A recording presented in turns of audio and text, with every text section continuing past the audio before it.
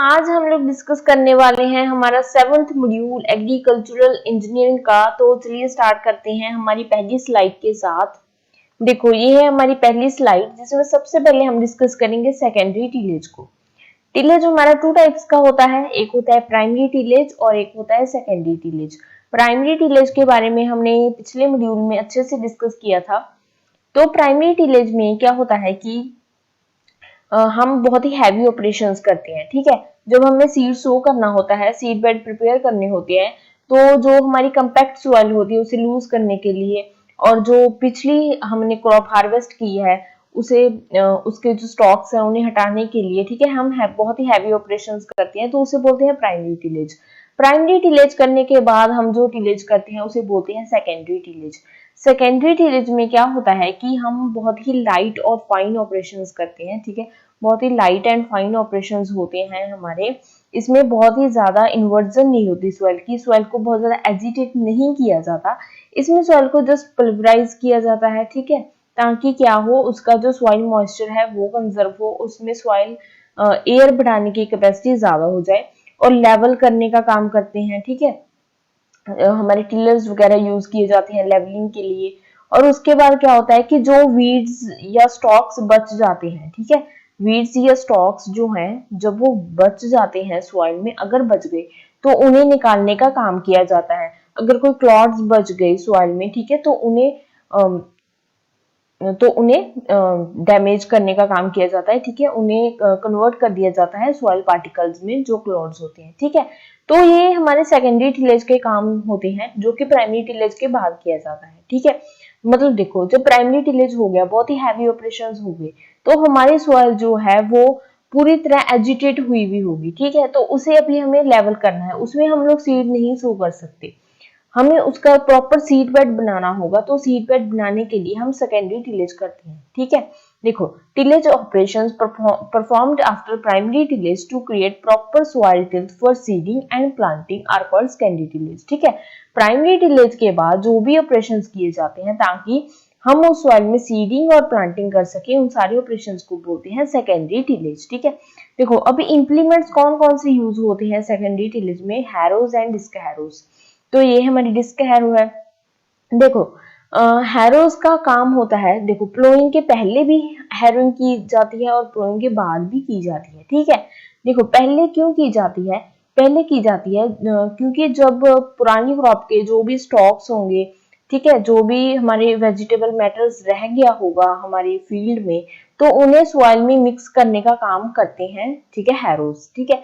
अगर प्लोइंग के बाद हम लोग हैरोइंग क्यों करते हैं, ताकि जो हमने सॉइल जो उस पूरी एजिटेट हो गई है उसे पल्वराइज करने का काम करता है हमारा डिस्क हैरो।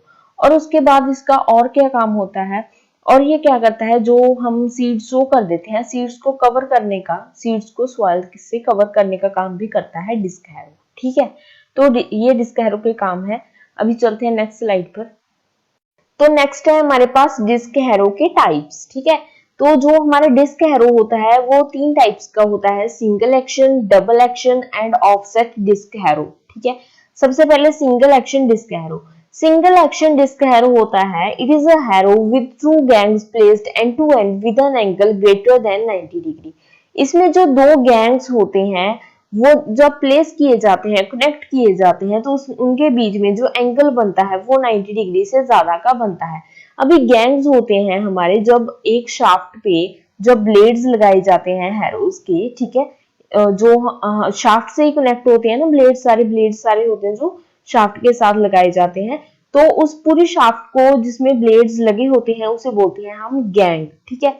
देखो, इसमें ये 2 गैंग्स हैं, ये कैसे कनेक्ट किए गए हैं, जब इन्हें कनेक्ट किया गया है तो इनके बीच का जो एंगल बन रहा है यहाँ पे वो 90 डिग्री से ज्यादा का बन रहा है, ठीक है, 90 डिग्री से ज्यादा का एंगल बन रहा है।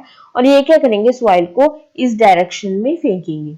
और उसके बाद double action disc harrow. Double action disc harrow होता है जिसमें कि हमारे जो गैंग्स होती हैं वो एक तो आगे रहेगा, फ्रंट पे रहेगा, और एक पीछे रहेगा, बिहाइंड रहेगा। और ये क्या करेंगे, जब जो हमारा फ्रंट वाला होगा वो सॉइल को आउटवर्ड फेंकेगा, ठीक है, और जो हमारा पीछे वाला होगा वो भी इस साइड को फेंकेगा। और ये ऑपोजिट डायरेक्शन में एक दूसरे के जो सॉइल होती है हमारी, जिसको ये पल्वराइज कर रहे हैं, ठीक है, जिसको एजिटेट कर रहे हैं, उनको दूसरी डायरेक्शंस में फेंकेंगे, ठीक है। और उसके बाद है offset disc harrow. Offset disc harrow में क्या होता है कि हमारा जो गैंग्स होते हैं वो एक राइट पे होता है और एक लेफ्ट पे होता है, ठीक है। जो राइट वाला होगा वो सॉइल को राइट की तरफ फेंकेगा और जो लेफ्ट वाला होगा वो सॉइल को लेफ्ट की तरफ फेंकेगा, और जो हमारी सॉइल है वो पल्वराइज हो जाती है, ठीक है। तो इसे ऑफसेट इसलिए बोलते हैं क्योंकि कभी कभार ये क्या करता है, ट्रैक्टर के ऑफसेट जाकर भी काम कर देता है, तो इसलिए इसे बोलते हैं ऑफसेट डिस्क हैरो। तो ये था हमारा डबल एक्शन डिस्क हैरो, जिसमें क्या होता है कि एक जो गैंग है वो फ्रंट की तरफ होता है और एक बिहाइंड की तरफ होता है, और ऑफसेट में राइट और लेफ्ट की तरफ होते हैं। और जो सिंगल एक्शन होता है इसमें एक ही होता है, बट जो कनेक्ट किए जाते हैं गैंग्स उसमें जो एंगल होता है वो 90 डिग्री से ज्यादा का होता है। तो ये थी हमारी डिस्क हैरो की टाइप्स। अभी चलते हैं नेक्स्ट स्लाइड पर। सो नेक्स्ट हम डिस्कस करने वाले हैं parts of a disc harrow. Disc harrow के कौन कौन से पार्ट्स होते हैं, बॉडी पार्ट्स, उन्हें डिस्कस करने वाले हैं, जिसमें सबसे पहले हमारे पास डिस्क। देखो डिस्क क्या होता है, ये हमारा डिस्क होता है जो कि कनकेव शेप में लगे होते हैं नीचे, जिनके थ्रू हम सॉइल को कट करते हैं, ठीक है, सॉइल को पल्वराइज करते हैं। तो ये हमारे ब्लेड्स होते हैं जो कि एक ब्लेड्स का काम करते हैं, ठीक है। देखो tractor drawn disc harrows have concave discs of size varying from 35 to 70 centimetre diameter. तो क्या होता है कि इनका जो डायमीटर होता है वो 35 से 70 सेंटीमीटर का होता है, और ये सॉइल को कट करने का काम करते हैं। उसके बाद है गैंग। गैंग क्या होता है कि जो हमारे डिस्क होते हैं, ठीक है, वो एक कॉमन शाफ्ट के ऊपर लगे होते हैं, ठीक है। ये हमारी यहाँ पे एक कॉमन शाफ्ट है जिसके ऊपर सारे डिस्क जो है वो लगे हुए हैं, तो उसे बोलते हैं हम गैंग। उसके बाद है गैंग बोल्ट और harbour bolt. It is a long heavy square headed bolt, ठीक है। ये क्या होता है, ये एक स्क्वायर शेप में होता है जो कि एक लंबा सा हैवी सा होता है, ठीक है, जिसके ऊपर क्या होता है, डिस्क जो है वो लगे होते हैं, और जो इनकी स्पेसिंग होती है वो 15 से 25 सेंटीमीटर होती है लाइट ड्यूटी के लिए। जहाँ पे हमें हैरो से कम काम लेना है वहां पे 15 से 25 सेंटीमीटर होता है इनकी स्पेसिंग डिस्क के बीच में।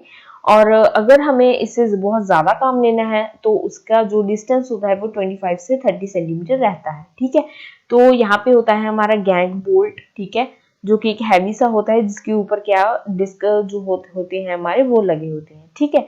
तो ये है हमारा गैंग बोल्ट। भी चलते हैं नेक्स्ट स्लाइड पर, जिसमें है हमारा गैंग एंगल।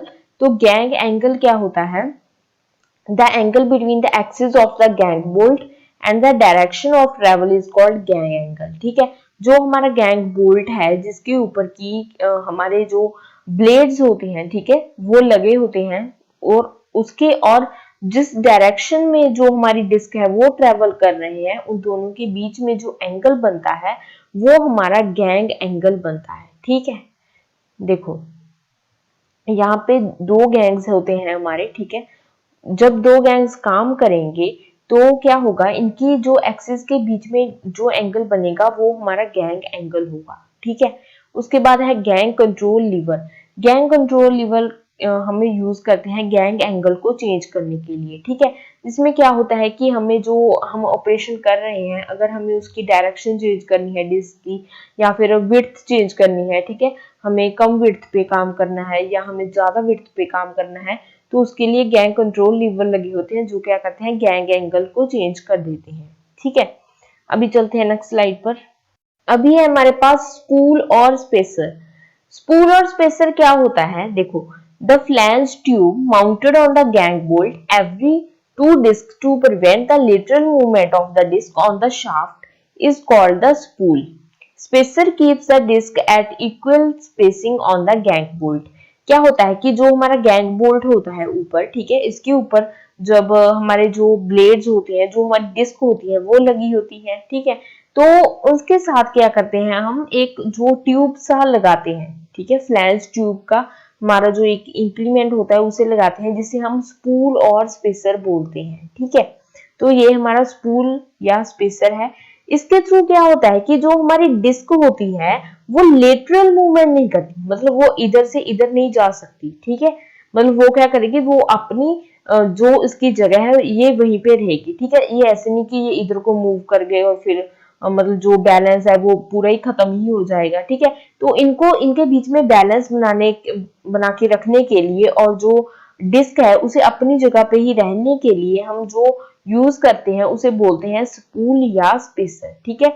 तो यह क्या करता है, एक ऑप्टिमम डिस्टेंस जो है वो बैलेंस करके रखने का काम करता है। तो ये देखो, ये हमारा स्पूल या स्पेसर है, ये क्या करेगा, इस डिस्क को आगे नहीं आने देगा, ठीक है। तो ये अपनी जगह पे ही रहेगा। और उसके बाद है बेयरिंग। बेयरिंग हम यूज करते हैं फ्रिक्शन लेस रोटेशन के लिए, ठीक है। कि जो फ्रिक्शन होता है कि जब दो गैंग्स हैं वो एक दूसरे से टकराने लग जाते हैं, ठीक है। तो एक दूसरे से टकराने से रोकने के लिए, ठीक है, दो गैंग्स को जब ऐसे लगे होंगे तो उनके बीच में बेयरिंग्स लगे होंगे जो क्या करेंगे कि इन दोनों में फ्रिक्शन नहीं होने देंगे, ठीक है। अभी चलते हैं नेक्स्ट स्लाइड पर। अभी नेक्स्ट जो हमारे पास हैरो की टाइप है वो है स्पाइक टूथ हैरो, ठीक है। स्पाइक टूथ हैरो कैसी होती है, ये हमारी स्पाइक टूथ हैरो है। इसमें नीचे जो ब्लेड्स होते हैं, ब्लेड की टाइप में स्पाइक्स लगे होते हैं, ठीक है, ये स्पाइक्स हैं।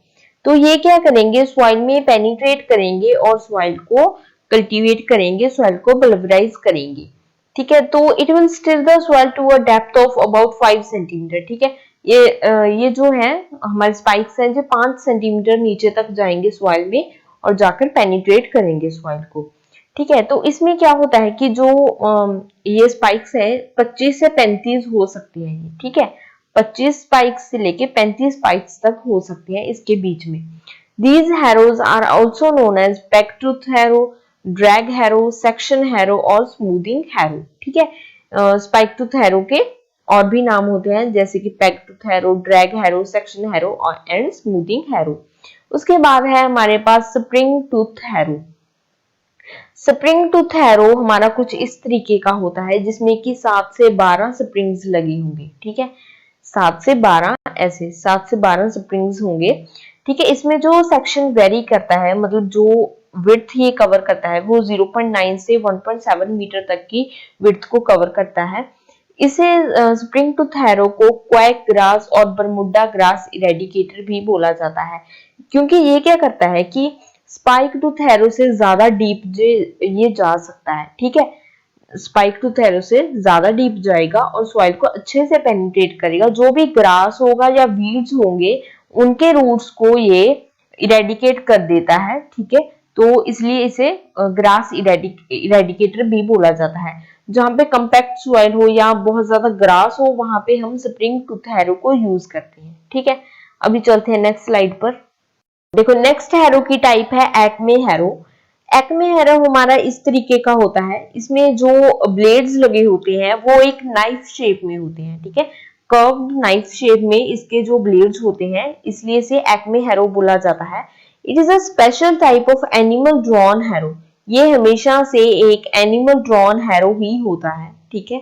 Having a transverse horizontal frame, इसमें एक हॉरिजॉन्टल फ्रेम लगा होगा जिसमें क्या होंगे विद स्टिफ कर्व्ड ब्लेड्स, जिसमें कि जो नीचे हैं वो एक स्टिफ कर्व्ड ब्लेड्स होंगे, ठीक है। ब्लेड्स की टाइप में होंगे और कर्व होंगे। Also known as blade harrow, इसे ब्लेड हैरो भी बोलते हैं, कर्व्ड नाइफ टूथ हैरो भी बोलते हैं, ठीक है। और ये पल्वराइज करने के काम आता है और ये सॉइल मल्च क्रिएट करने के काम भी आता है, ठीक है। सॉइल मल्च अगर क्रिएट करनी हो किसी फील्ड में, टिलेज के साथ साथ मल्च टिलेज करनी हो तो वहां पे हमारा एक्मे हैरो काम में आता है। उसके बाद है पटेला, ठीक है। ऐसा होता है पटेला। इसमें क्या होता है कि एक वुडन प्लैंक लगा होता है ऊपर, ठीक है। ऐसे ये एक वुडन प्लैंक है जो क्या करेगा, सॉइल को लेवल करने का और सॉइल को स्मूथ करने के काम में आता है, ठीक है, वुडन प्लैंक। और इसमें क्या होता है कि नीचे वीडिंग हुक्स लगे होंगे, वुडन प्लैंक के साथ वीडिंग हुक्स लगे होंगे जो क्या करेंगे, वीडिंग का काम करेंगे, ठीक है। वीड्स को अपरूट करेंगे और उन्हें डैमेज कर देंगे। तो ये है पटेला और ये है एक्मे हैरो। अभी देखते हैं नेक्स्ट टाइप जिसमें है हमारा ट्रायंगुलर हैरो। ट्रायंगुलर हैरो क्या होता है, जिसमें कि एक हैरो शेप में ट्रायंगुलर शेप में जो हैरो होता है उसे बोलते हैं ट्रायंगुलर हैरो। इसमें जो ऊपर जो हमारा फ्रेम होता है वो वुड का होता है और उसके नीचे जो स्पाइक्स लगी होती हैं, ठीक है। तो ये एक जो स्पाइक्स होते हैं वो ट्रायंगुलर शेप में लगे होंगे तो इसलिए इसे बोला जाता है triangular harrow. It is a spike tooth harrow with triangular frame, ठीक है। The frame is made of wood and pointed spikes are fitted in the frame. इसमें क्या होता है कि जो फ्रेम होता है वो वुड का होता है और इसमें जो स्पाइक्स होती हैं वो उस फ्रेम में लगाए जाते हैं। उसके बाद है ब्लेड हैरो, जिसे कि बाखर और गुंताका भी बोलते हैं। It is an animal drawn implement used to prepare seed beds in clay soil and soil mulch for soil conservation. जो हमारा ब्लेड हैरो होता है वो भी एक एनिमल ड्रॉन इम्प्लीमेंट ही होता है, जो क्या करते हैं सीड बेड को प्रिपेयर करने के लिए इसे यूज किया जाता है और इसे मेनली क्ले सॉइल में यूज किया जाता है, ठीक है। क्ले सॉइल में अगर मल्च प्लेस करनी हो तो वहां पे ब्लेड हैरो यूज किया जाता है। तो ऐसा होता है ब्लेड हैरो, ठीक है। एनिमल ड्रॉन होता है ये, इसमें नीचे एक ब्लेड लगा होता है जिसके थ्रू क्या होती है सॉइल कट होती है, ठीक है। और बीम के थ्रू क्या होता है इसे एनिमल के साथ कनेक्ट किया जाता है, ठीक है। तो ये था हमारा ब्लेड हैरो और ये ट्रायंगुलर हैरो। अभी चलते हैं नेक्स्ट स्लाइड पर। अभी नेक्स्ट देखो, जो हमारी नेक्स्ट हैरो है वो है पावर हैरो, जो कि एक ट्रैक्टर ड्रॉन इंप्लीमेंट है, ठीक है। इसे ट्रैक्टर के साथ यूज किया जाता है।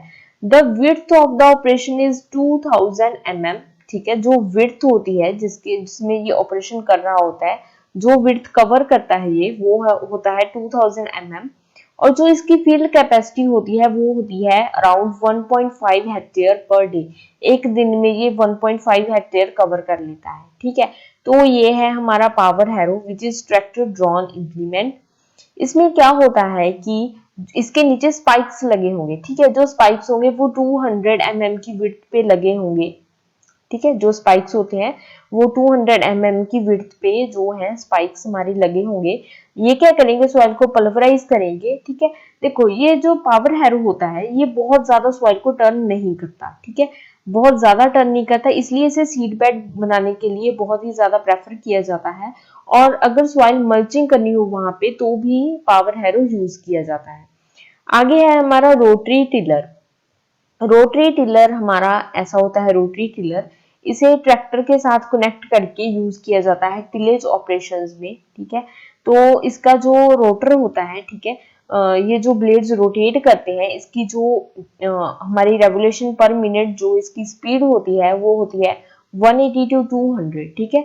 180 से 200 रेवोल्यूशंस लेती हैं एक मिनट में जो रोटर्स लगे होते हैं इसमें, ठीक है। जो ब्लेड्स जो हैं वो मूव करते हैं, ठीक है, वो रोटर के साथ करते हैं और रोटर की जो स्पीड होती है वो होती है 180 से 200 रेवोल्यूशन पर मिनट, आरपीएम, ठीक है।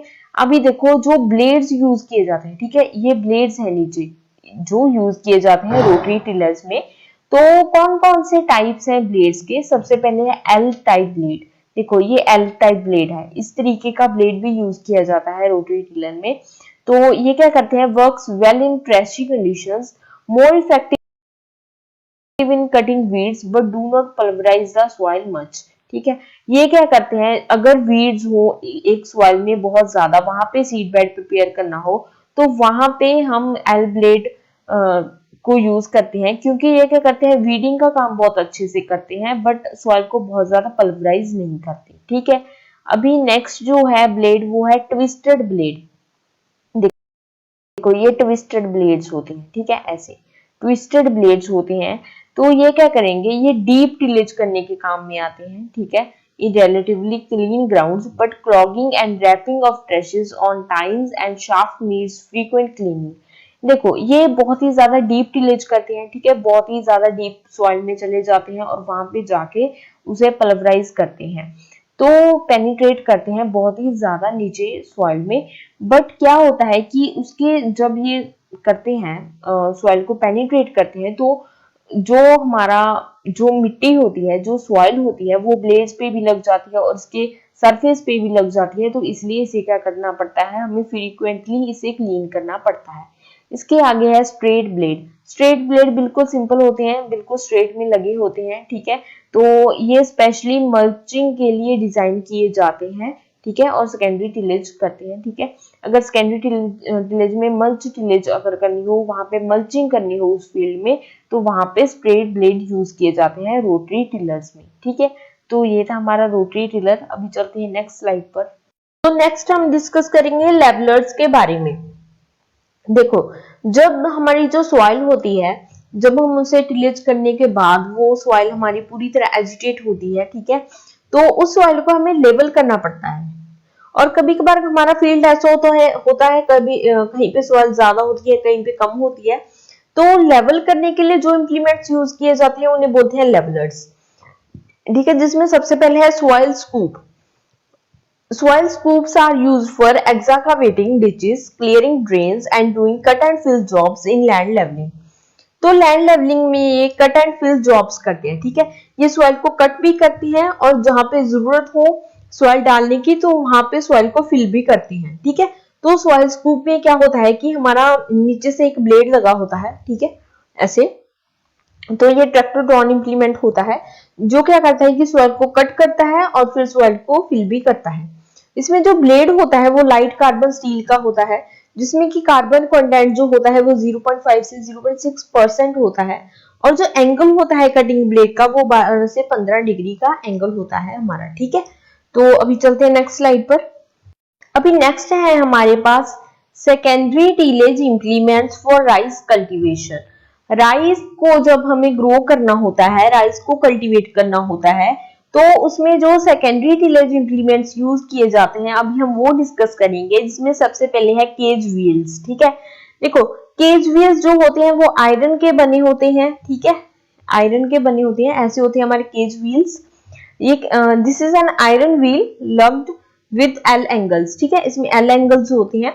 तो ये क्या करते हैं कि देखो ये दो टाइप्स के होते हैं, एक होते हैं हाफ केज व्हील्स और एक होते हैं फुल केज व्हील्स, ठीक है। देखो ये क्या करते हैं कि इसे जो हमारे रबड़ की टायर्स होते हैं जो हमारे ट्रैक्टर के, वो बहुत ही स्लिपरी हो जाते हैं जब हमारा पडल्ड फील्ड होता है, ठीक है। पडल्ड फील्ड में हम पानी रखते हैं, ठीक है, तो उस पानी में क्या होता है कि जो हमारी वेट सॉइल होती है वहां पे जो रबड़ के टायर्स होते हैं वो स्लिपरी हो जाते हैं। तो उसे बैलेंस करने के लिए कि जो हमारा ट्रैक्टर है वो स्लिप ना करे, उसे बैलेंस करने के लिए हम केज व्हील्स लगाते हैं, ठीक है, आयरन के व्हील्स लगाते हैं जो क्या करते हैं हमारे ट्रैक्टर को एक स्टेबिलिटी देती हैं, एक बैलेंस देती हैं, ठीक है, इसलिए यूज किए जाते हैं केज व्हील्स। जो इसकी विड्थ होती है वो 1 मीटर होती है अगर हमारा फुल केज हो, अगर हाफ केज व्हील हो तो उसकी 0.5 मीटर होती है। उसके आगे है पडलर, ठीक है। देखो पडलर क्या होता है कि जो हम पडलिंग करते हैं, ठीक है, पडल्ड फील्ड होता है हमारा, वहां पे सॉइल को चर्न करने का, सॉइल को पल्वराइज करने का काम करते हैं पडलर, ठीक है। देखो जब हमारा जो फील्ड होता है जहां पे हमें पैडी को ट्रांसप्लांट करना होता है वहां पे पानी रखना होता है हमें, ठीक है, तो जब पानी रखते हैं तो वेट सॉइल होती है, उस वेट सॉइल में जो क्लॉड्स होते हैं उसे डैमेज करने के लिए, उन क्लॉड्स को क्रश करने के लिए हम यूज करते हैं पडलर, ठीक है। देखो puddler is used for churning the soil with standing water while preparing fields for paddy transplanting. Paddy transplanting के लिए जब हम फील्ड्स को प्रिपेयर करते हैं जिनमें कि पानी खड़ा होता है, वहां पे सॉइल को कल्टीवेट करने के लिए, चर्न करने के लिए हम यूज करते हैं पडलर्स को, ठीक है। Puddling is done in standing water of 5 to 10 centimetre depth. देखो जब हम पडलिंग करते हैं, ठीक है, जब हम पडलर के साथ पानी खड़े में हम सॉइल को कल्टीवेट करते हैं, सॉइल को मैनिपुलेट करते हैं, तो वहां पे जो पडलिंग की जाती है तो उसमें जो वाटर की डेप्थ होती है, ठीक है, फील्ड में जो वाटर की डेप्थ होती है वो 5 से 10 सेंटीमीटर तक की होती है, और जो हमारे पडलर का वेट होता है वो 30 से 40 किलोग्राम का होता है, ठीक है। तो ये है हमारा पडलर, ठीक है, जिसके थ्रू हम क्या करते हैं राइस के जो फील्ड होते हैं वहां पे पडलिंग करते हैं, और ये है हमारे केज व्हील्स। अभी चलते हैं नेक्स्ट स्लाइड पर। अभी नेक्स्ट है हमारे पास सोइंग, ठीक है। सोइंग क्या होता है? It is an art of placing seeds in the soil to have good germination in the field. Sowing क्या होता है? सीड्स को एक ऑप्टिमम डेप्थ पे प्लेस करना ताकि वहां पे इसे पूरी कंडीशंस, ऑप्टिमम कंडीशंस मिल सके जर्मिनेट होने के लिए, ठीक है, ताकि ये पूरी तरीके से अच्छे से ग्रो करे, ठीक है। तो वहां पे सीड्स को प्लेस करना उसे बोलते हैं सोइंग, ठीक है। देखो सोइंग के कौन कौन से मेथड्स होते हैं, एक है broadcasting, dibbling, drilling, seed dropping behind the plough, transplanting, hill dropping and check row planting, ठीक है। अभी हम इन्हें डिटेल में डिस्कस करते हैं कि कैसे होते हैं ये मेथड्स। सबसे पहले है ब्रॉडकास्टिंग। देखो ब्रॉडकास्टिंग जो है वो एक सिंपल सा मेथड है जिसमें क्या करते हैं कि रैंडमली सीड्स को स्कैटर कर दिया जाता है, रैंडमली सीड्स को फील्ड में फेंक दिया जाता है, ठीक है। फील्ड को प्रिपेयर करके, ठीक है, फील्ड को पहले प्रिपेयर कर लेते हैं टिलेज करके, ठीक है। वहां पे जो जब हमें सीड्स लगानी होती है तो क्या करता है, देखो ऐसे ये जो फार्मर होता है वो क्या करता है, अपने हाथ से जो है सीड्स को स्कैटर कर देता है पूरे फील्ड में, ठीक है। तो ये होता है हमारा broadcasting. It can be done manually और मैकेनिकली, ठीक है। जनरली इसे मैन्युअली ही किया जाता है, ठीक है। मैन्युअली हाथ से इसे स्कैटर कर दिया जाता है सीड्स को सरफेस पे। अभी देखते हैं नेक्स्ट मेथड। नेक्स्ट मेथड है हमारा डिबलिंग, ठीक है। डिबलिंग क्या होता है कि सीड्स को होल्स बनाकर वहां पे रखना, तो उसे बोलते हैं डिबलिंग, ठीक है। देखो ऐसे होता है, सॉइल में एक होल बनाया जाता है, ठीक है। होल में क्या करते हैं, सीड्स को रख देते हैं, रख के फिर उस सॉइल को कवर कर दिया जाता है, सीड को कवर कर दिया जाता है सॉइल से, ठीक है। तो उसे बोलते हैं डिबलिंग, ठीक है। होल्स बनाकर उसमें सीड रखकर फिर सॉइल से सीड को कवर कर दिया जाता है, वो होता है डिबलिंग। इसे मैन्युअली भी किया जाता है और मैकेनिकली भी किया जाता है। मैकेनिकली इसे किया जाता है जो हमारा इंप्लीमेंट यूज होता है उसे बोलते हैं डिबलर, ठीक है। डिबलर हमारा जो इंप्लीमेंट होता है जो डिबलिंग के लिए यूज किया जाता है मैकेनिकली, वो डिबलर होता है। और मैन्युअली इसे क्या करते हैं, होल्स बनाकर वहां पे हाथ से सीड्स रख देती हैं, ठीक है। In this method, seeds are placed in holes made at definite depth at fixed spacing, ठीक है। यहाँ पे क्या होता है कि फिक्स्ड होता है कि इतनी डेप्थ पे ही हमें सीड जो है वो रखने हैं, लाइक हमें 4 सेंटीमीटर पे रखने हैं, तो हम पूरे फील्ड में 4 सेंटीमीटर पे ही हमारे जो सीड्स हैं वो डेप्थ पे रखेंगे, ठीक है। तो ये होता है डिबलिंग। उसके बाद है सीड ड्रॉपिंग बिहाइंड द प्लो। ये एक बहुत ही कॉमन मेथड है, ठीक है, जो फार्मर्स हमारे इंडिया में यूज करते हैं। इसमें में क्या होता है कि जो हमारा जो पहले प्लोइंग होता है, ठीक है, ट्रैक्टर जो होता है वो प्लोइंग करता जाता है, ठीक है। प्लोइंग करने के साथ साथ वो फरोज बनाता जाता है, ठीक है। तो फरोज में क्या करता है, पीछे एक मैन रहता है, ठीक है, या फार्मर रहता है, वो क्या करता है, सीड को फरो में सो करता हुआ चला जाता है, ठीक है। तो ट्रैक्टर क्या करेगा, आगे आगे प्लो करता हुआ चला जाएगा फील्ड को, ठीक है, फरोज बनाता हुआ चला जाएगा, और पीछे पीछे फार्मर क्या करेगा, सीड को सो करता हुआ चला जाएगा, ठीक है। अभी देखो, this method is used for seeds like मेज, ग्राम, पीस, व्हीट, बार्ले, ठीक है। इन सारी क्रॉप्स में हम seed dropping behind the plough use करते हैं। A woman man walk behind a plow, plowing the land and drop the seeds in the furrows made by plow, ठीक है। क्या होगा कि जो हमारा ट्रैक्टर है वो प्लो करता हुआ चला जाएगा, फरोज बनाता हुआ चला जाएगा, और वहां पे जो फार्मर होगा वो सीड सो करता हुआ चला जाएगा, ठीक है। तो ये थी डिबलिंग और ये है सीड ड्रॉपिंग बिहाइंड द प्लो, ठीक है। देखो नाम से ही पता चल रहा है कि सीड ड्रॉपिंग बिहाइंड द प्लो, प्लो करता हुआ चला गया और उसके पीछे पीछे सीड ड्रॉप करता हुआ एक पर्सन चला गया, ठीक है। अभी देखते हैं नेक्स्ट स्लाइड। नेक्स्ट मेथड है हमारे पास drilling. Drilling consists of dropping the seeds in a furrow lines in a continuous stream and covering them with soil. देखो ड्रिलिंग में क्या होता है कि फरोज में सीड्स को ड्रॉप कर दिया जाता है, ठीक है, एक प्रॉपर लाइंस में, ठीक है, ऐसे प्रॉपर लाइंस में फरो में सीड्स को सो कर दिया जाता है और उन्हें कवर कर दिया जाता है, ठीक है, सॉइल से। बट इसमें क्या होता है कि सीड्स में जो डिस्टेंस होता है, जो स्पेसिंग होती है, वो यूनिफॉर्म नहीं होती, ठीक है। सीड मीटरिंग में बी डन आइदर मैन्युअली और मैकेनिकली।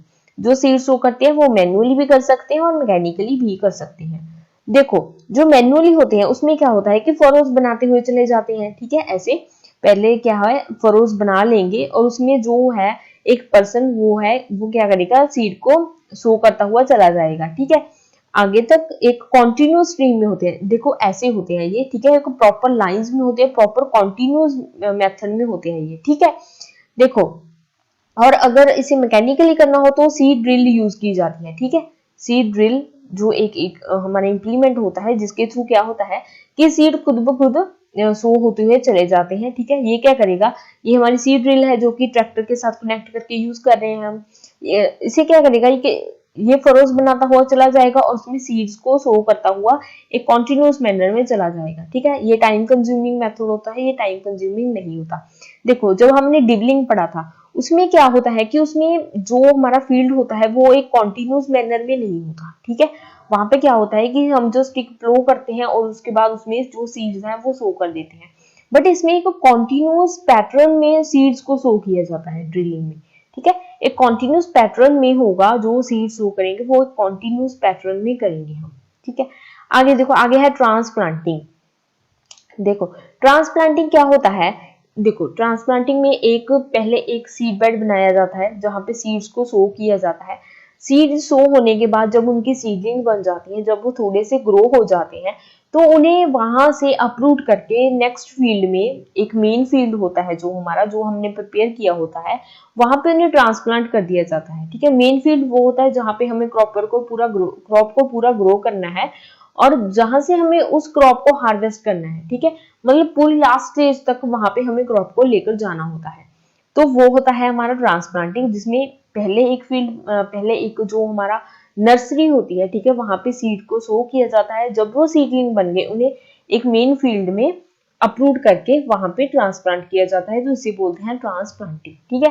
देखो transplanting consist of raising the seedlings in a nursery bed, then planting the seedlings in another field, ठीक है, दैट इज मेन फील्ड। तो क्या होता है कि हमारा जो नर्सरी बेड होता है, वहां पे सीड्स को सो करके उनकी सीडलिंग बनाई जाती है और फिर उन सीडलिंग्स को एक दूसरे फील्ड में ट्रांसप्लांट कर दिया जाता है, तो इसलिए इसे बोलते हैं ट्रांसप्लांटिंग, ठीक है। ये किन किन के लिए यूज होता है, पैडी के लिए यूज होता है, ठीक है। पैडी में तो मेनली ट्रांसप्लांटिंग ही करते हैं हम, और उसके बाद वेजिटेबल्स में और फ्लावर्स में ट्रांसप्लांटिंग होती है। It is a time consuming operation, ये एक टाइम कंज्यूमिंग ऑपरेशन होता है और इकोनॉमिकली भी ये थोड़ा सा कंज्यूमिंग होता है, क्योंकि इसमें जो होता है कि एक तो लेबर ज्यादा लगती है, ठीक है। तो टाइम कंज्यूमिंग में पहले देखो सीड को सो करना है, फिर उसकी जब सीडलिंग बनेगी फिर ट्रांसप्लांट करना है, ठीक है, तो ये टाइम कंज्यूमिंग होता है, बट ये सक्सेसफुल होता है। सक्सेसफुल अगर इसे प्रॉपरली किया जाए, ठीक है, प्रॉपरली अगर इसे किया जाए तो ये मेथड काफी सक्सेसफुल होता है। जो इक्विपमेंट यूज होता है ट्रांसप्लांटिंग के लिए उसे बोलते हैं ट्रांसप्लांटर, ठीक है। देखो ऐसा होता है ट्रांसप्लांटर, इसमें क्या होगा, इसमें दो हमारी जो है ट्रेज लगी होती हैं, ठीक है। क्या होगा, पहले एक ट्रे में हमारी सीडलिंग होगी, फिर वो दूसरी ट्रे में प्लांट मतलब ट्रांसप्लांट हो जाएंगी, और उसके बाद क्या होगा, हमारे पिकअप्स होते हैं, ठीक है। ऐसे यहाँ पे हमारे पिकअप्स लगे होंगे, वो क्या करेंगे, यहाँ से एक एक सीडलिंग उठाएंगे और यहाँ से यहाँ पे इन्हें सो करते हुए चले जाएंगे, ठीक है। तो ये हमारा ट्रांसप्लांटर होता है जहाँ पे की ट्रेज लगी होती है पहले, जहाँ पे क्या होता है, सीडलिंग पहले एक ट्रे से दूसरी ट्रे में ट्रांसफर होती है और वहां से क्या करेगा, जो हमारा पिकअप होगा वो वहां पे सीडलिंग उठाएगा और नीचे इसे ट्रांसप्लांट करता हुआ चला जाएगा, ठीक है। तो ये होता है ट्रांसप्लांटर, इसे मैन्युअली भी किया जाता है, ठीक है, और मैकेनिकली भी किया जाता है। अभी देखते हैं नेक्स्ट स्लाइड। नेक्स्ट मेथड है हमारे पास हिल ड्रॉपिंग।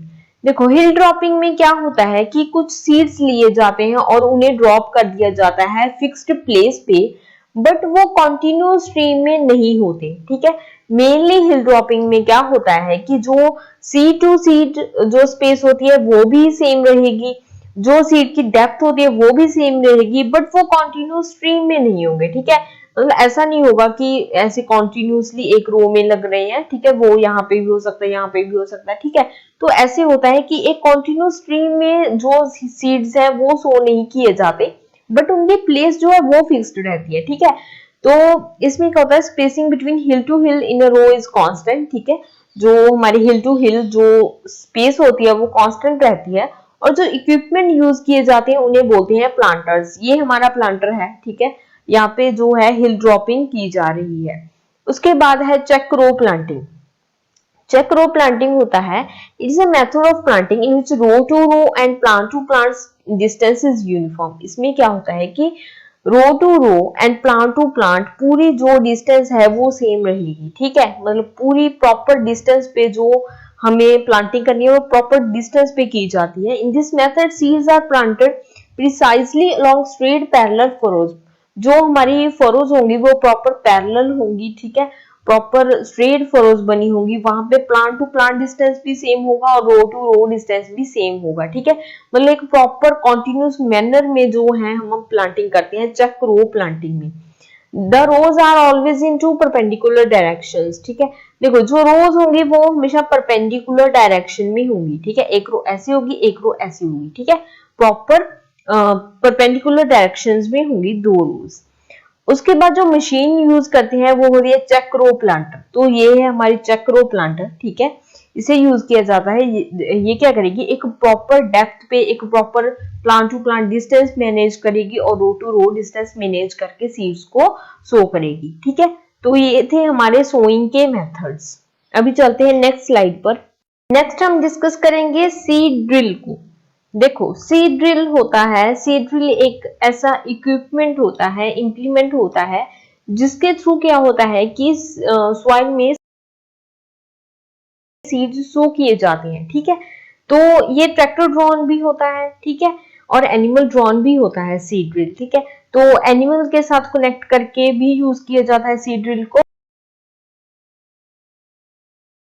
और ट्रैक्टर के साथ कनेक्ट करके भी यूज किया जाता है, जिसके थ्रू क्या होता है कि फरोज में सीड को सो करते हुए चला जाता है सीड ड्रिल, ठीक है। देखो seed drill is a machine used for placing the seeds in a continuous stream in furrows at a uniform rate and at controlled depth with an arrangement of covering the seeds with soil।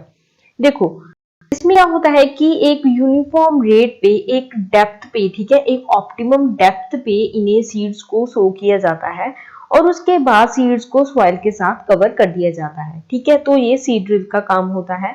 ये क्या करता है, furrows में, ठीक है, जाता है और सीड को सो करता है एक ऑप्टिमम डेप्थ पे, और सीड में जो डिफरेंस होता है वो भी सेम रहता है, ठीक है, सीड टू सीड डिफरेंस भी सेम रहता है। ये है हमारी सीड ड्रिल, ठीक है। इसके थ्रू क्या होता है कि यहाँ से सीड्स जो हैं वो सो होते हुए चले जाते हैं। उसके बाद है seed cum fertilizer drill. Seed cum fertilizer drill का मतलब है जिसमें सीड और फर्टिलाइजर दोनों एक साथ ड्रिल किए जा सकते हैं, ठीक है। They deliver both the seeds and fertilizers simultaneously in an acceptable pattern, ठीक है। सीड्स एंड फर्टिलाइजर एक साथ ये सो करता हुआ, लाइक सीड सो करता हुआ और फर्टिलाइजर अप्लाई करता हुआ एक साथ चला जाता है, ठीक है। और इसका जो डायामीटर होता है सीड एंड फर्टिलाइजर ट्यूब का वो 25 mm होता है, ठीक है। ये हमारी सीड कम फर्टिलाइजर ड्रिल है, ठीक है। इससे सीड और फर्टिलाइजर दोनों एक साथ सो होते हुए चले जाएंगे और फर्टिलाइजर अप्लाई हो जाएंगे। जो सी ट्यूब होता है, सी ट्यूब होता है, देखो ऐसा होता है सी ट्यूब, ठीक है। ये क्या करता है, यहाँ से सीड्स को लेता है और नीचे इसके सो कर देता है, ठीक है। तो सीड्स ट्यूब जो होती है वो रबड़ की भी हो सकती है, स्टील की भी हो सकती है, ठीक है। तो ये हमारी सीड एंड फर्टिलाइजर ट्यूब है और ये हमारी सीड कम फर्टिलाइजर ड्रिल है और ये हमारी सीड ड्रिल है, ठीक है। अभी चलते हैं नेक्स्ट स्लाइड पर।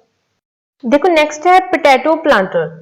पोटैटो प्लांटर एक मशीन होती है, एक इंप्लीमेंट होता है जिसके थ्रू क्या होता है, पोटैटो को प्लांट किया जाता है फील्ड में, ठीक है। तो एक है ऑटोमेटिक सीड ड्रॉपिंग। तो ये हमारी automatic seed dropping potato planter है। इसमें क्या होता है कि जो हमारे पोटैटोज होती हैं, ठीक है, इसमें एक हॉपर होता है, ठीक है, एक हॉपर होता है और कप्स लगे होते हैं, ठीक है, कप्स लगे होंगे। तो क्या होगा कि जो कप्स हैं वो जो ग्रेडेड पोटैटोज होंगे यहाँ पे रखे हुए, ठीक है, वो कप्स में आएंगे। कप्स वहां से पोटैटोज को लेंगे और जो फरो ओपनर होगा नीचे, ठीक है, जब फरो को ओपन कर दिया जाएगा तो ये कप वहां पे पोटैटो को डाल देंगे, ठीक है। तो ऐसे ये काम करता है पोटैटो प्लांटर, ठीक है। हॉपर्स में से कप्स में पोटैटोज आएंगे जो ग्रेडेड पोटैटोज होंगे और कप्स क्या करेंगे, जो फरो ओपनर्स होंगे जो फरो को ओपन करेंगे वहां पे पोटैटो को रख देंगे, मतलब पोटैटो को प्लांट कर देंगे, ठीक है। इसमें क्या होता है कि पोटैटो के साथ साथ हम फर्टिलाइजर एंड पेस्टिसाइड भी अप्लाई कर सकते हैं, ठीक है, उनके साथ साथ ही। तो देखो it can plant in 2 to 4 रोज। एक टाइम पे ये 2 से 4 रोज में पोटैटो को प्लांट कर सकता है। ये हमारा 2 रो प्लांटर है, ठीक है, ये 2 रोज में ही प्लांट करेगा। कैपेसिटी जो होती है इसकी वो होती है, ये 1 घंटे में 6000 से 14000 पोटैटोज लगा देता है। डिपेंड्स ऑन कि वो कितने रो प्लांटर है। अगर वो ज्यादा रो प्लांटर होगा, लाइक 4 रो प्लांटर होगा, तो वो ज्यादा पोटैटोज लगा देगा 1 घंटे में। अगर वो कम रो प्लांटर होगा, लाइक 2 रो प्लांटर है, तो वो कम पोटैटोज प्लांट करेगा 1 घंटे में, ठीक है। तो ये था हमारा ऑटोमेटिक सीड ड्रॉपिंग। नेक्स्ट है सेमी ऑटोमेटिक, ठीक है, पोटैटो प्लांटर ही है हमारा ये हमारा पोटैटो प्लांटर है, बट ये सेमी ऑटोमेटिक है। इसमें क्या होता है कि कप्स नहीं होते, इसमें कप्स नहीं होते, इसमें क्या होता है, हॉपर ही होता है एक, ठीक है। हॉपर के थ्रू ही जो पोटैटोज हैं वो नीचे गिरते हैं और वो ग्रेविटी की वजह से नीचे फरो में आकर गिर जाते हैं और वहां पे प्लांट हो जाते हैं। ठीक है, इसमें कोई कप्स नहीं होते। क्या होता है कि पोटैटो जो ड्रॉप होते हैं फरोज में वो ग्रेविटी की वजह से होती है। ठीक है, हॉपर में से वो ग्रेविटी की वजह से नीचे गिरेंगे और वहां पे प्लांट हो जाएंगे। बट जो ऑटोमेटिक था वहां पे प्रॉपर कप्स लगे होते हैं जो क्या करते हैं, पोटैटो को प्लांट करते हैं। ठीक है, इट में प्लांट इन 2 to 4 रोज, 2 से 4 रोज ये कवर कर लेता है। और इसकी जो फील्ड कैपेसिटी होती है ये 1 घंटे में 0.15 से 0.35 हेक्टेयर कवर करता है। इसके साथ भी हम फर्टिलाइजर और पेस्टिसाइड अप्लाई कर सकते हैं साइमल्टेनियसली। ठीक है, इसमें भी कर सकते होते हैं। ओके, तो ये थे हमारे पोटैटो प्लांटर्स। अभी चलते हैं नेक्स्ट स्लाइड पर। नेक्स्ट है हमारे पास मैनुअल राइस प्लांटर। जो मैनुअल राइस प्लांटर होता है वो हमारा ऐसा होता है। ठीक है, इसमें क्या क्या होता है कि ये कैसे वर्क करता है। इसमें हैंडल लगा होता है। ठीक है, हैंडल को जब दबाया जाता है तो इसमें जो फॉक्स लगे होते हैं, ठीक है, इसमें फॉक्स लगे होते हैं। वो फॉक्स क्या करते हैं, वो सीडलिंग उठाते हैं। ट्रे होती है, ठीक है, ट्रे में से सीडलिंग उठाएंगे और उसे प्लांट कर देंगे। ठीक है, तो ऐसे ये काम करता है। इसे क्या करेगा, ऑपरेटर इसका हैंडल दबाएगा, ये अपने फॉक्स से सीडलिंग को उठाएंगे और उसे प्लांट कर देंगे। ठीक है, तो ये होता है हमारा मैनुअल राइस प्लांटर। ठीक है, इसमें क्या क्या होता है, सीडलिंग ट्रे होती है, 6 नंबर ऑफ फॉक्स होते हैं। ठीक है, 6 फॉक्स होंगे इसमें जो उठाएंगे एक साथ सीडलिंग्स को और उसे सो कर देंगे। और सीडलिंग ट्रे होती है जिसमें क्या है, सीडलिंग्स रखे होती है। ठीक है, ये सीडलिंग ट्रे होती है और नीचे यहाँ पे फॉक्स लगे होते हैं। यहाँ से इसके जो ऑपरेटर है इसे ऑपरेट करता है। ठीक है, पुश पुल करता है यहाँ से। और फॉक्स जो हैंडल होगा, जब हैंडल को दबाएंगे तब जो फॉक्स है वो अपना काम करेंगे। ठीक है, तब फॉक्स क्या करेंगे, सीडलिंग को उठाएंगे। इसमें जो रो टू रो स्पेसिंग होती है वो 200 mm होती है और ये एक दिन में 0.25 हेक्टेयर कवर करता है, 1/4 ऑफ हेक्टेयर कवर कर लेता है एक दिन में। और इसमें 2 पर्सन चाहिए होते हैं। ठीक है, एक तो इसे पुल करने के लिए, ठीक है, एक तो पुल करने के लिए मशीन को, और दूसरा चाहिए होता है ट्रांसपोर्टिंग द मैट सीडलिंग्स। ठीक है, सीडलिंग्स को एक ट्रे में दूसरी ट्रे में ट्रांसपोर्ट करने का जो काम करता है वो दूसरा पर्सन करता है। ठीक है, इसलिए 2 जो पर्सन है वो चाहिए होते हैं। ठीक है, तो ये बहुत ही टाइम एफिशिएंट होती है। ठीक है, वर्क एफिशिएंट भी होती है, टाइम एफिशिएंट भी होती है। जो हमारे अगर मैनुअली राइस को ट्रांसप्लांट कर तो वहां पे बहुत सारी लेबर की रिक्वायरमेंट होती है, बट यहाँ पे इतनी लेबर नहीं चाहिए होती, सिर्फ 2 पर्सन ही चाहिए होते हैं। ठीक है, अभी चलते हैं नेक्स्ट स्लाइड पर। नेक्स्ट है सेल्फ प्रोपेल्ड पैडी ट्रांसप्लांटर। ठीक है, सेल्फ प्रोपेल्ड होता है जिसे किसी अदर इक्विपमेंट की जरूरत नहीं है इसे ऑपरेट करने के लिए। ठीक है, इसमें खुद का इंजन होगा, सेल्फ प्रोपेल्ड होगा ये। यहाँ पे इसका ऑपरेटर रहेगा जो कि इसे ऑपरेट करेगा। ठीक है, देखो, the planter is powered by 1.2 to 1 horse power petrol engine. ठीक है, ये पेट्रोल इंजन होता है इसमें। ठीक है, और जो इसकी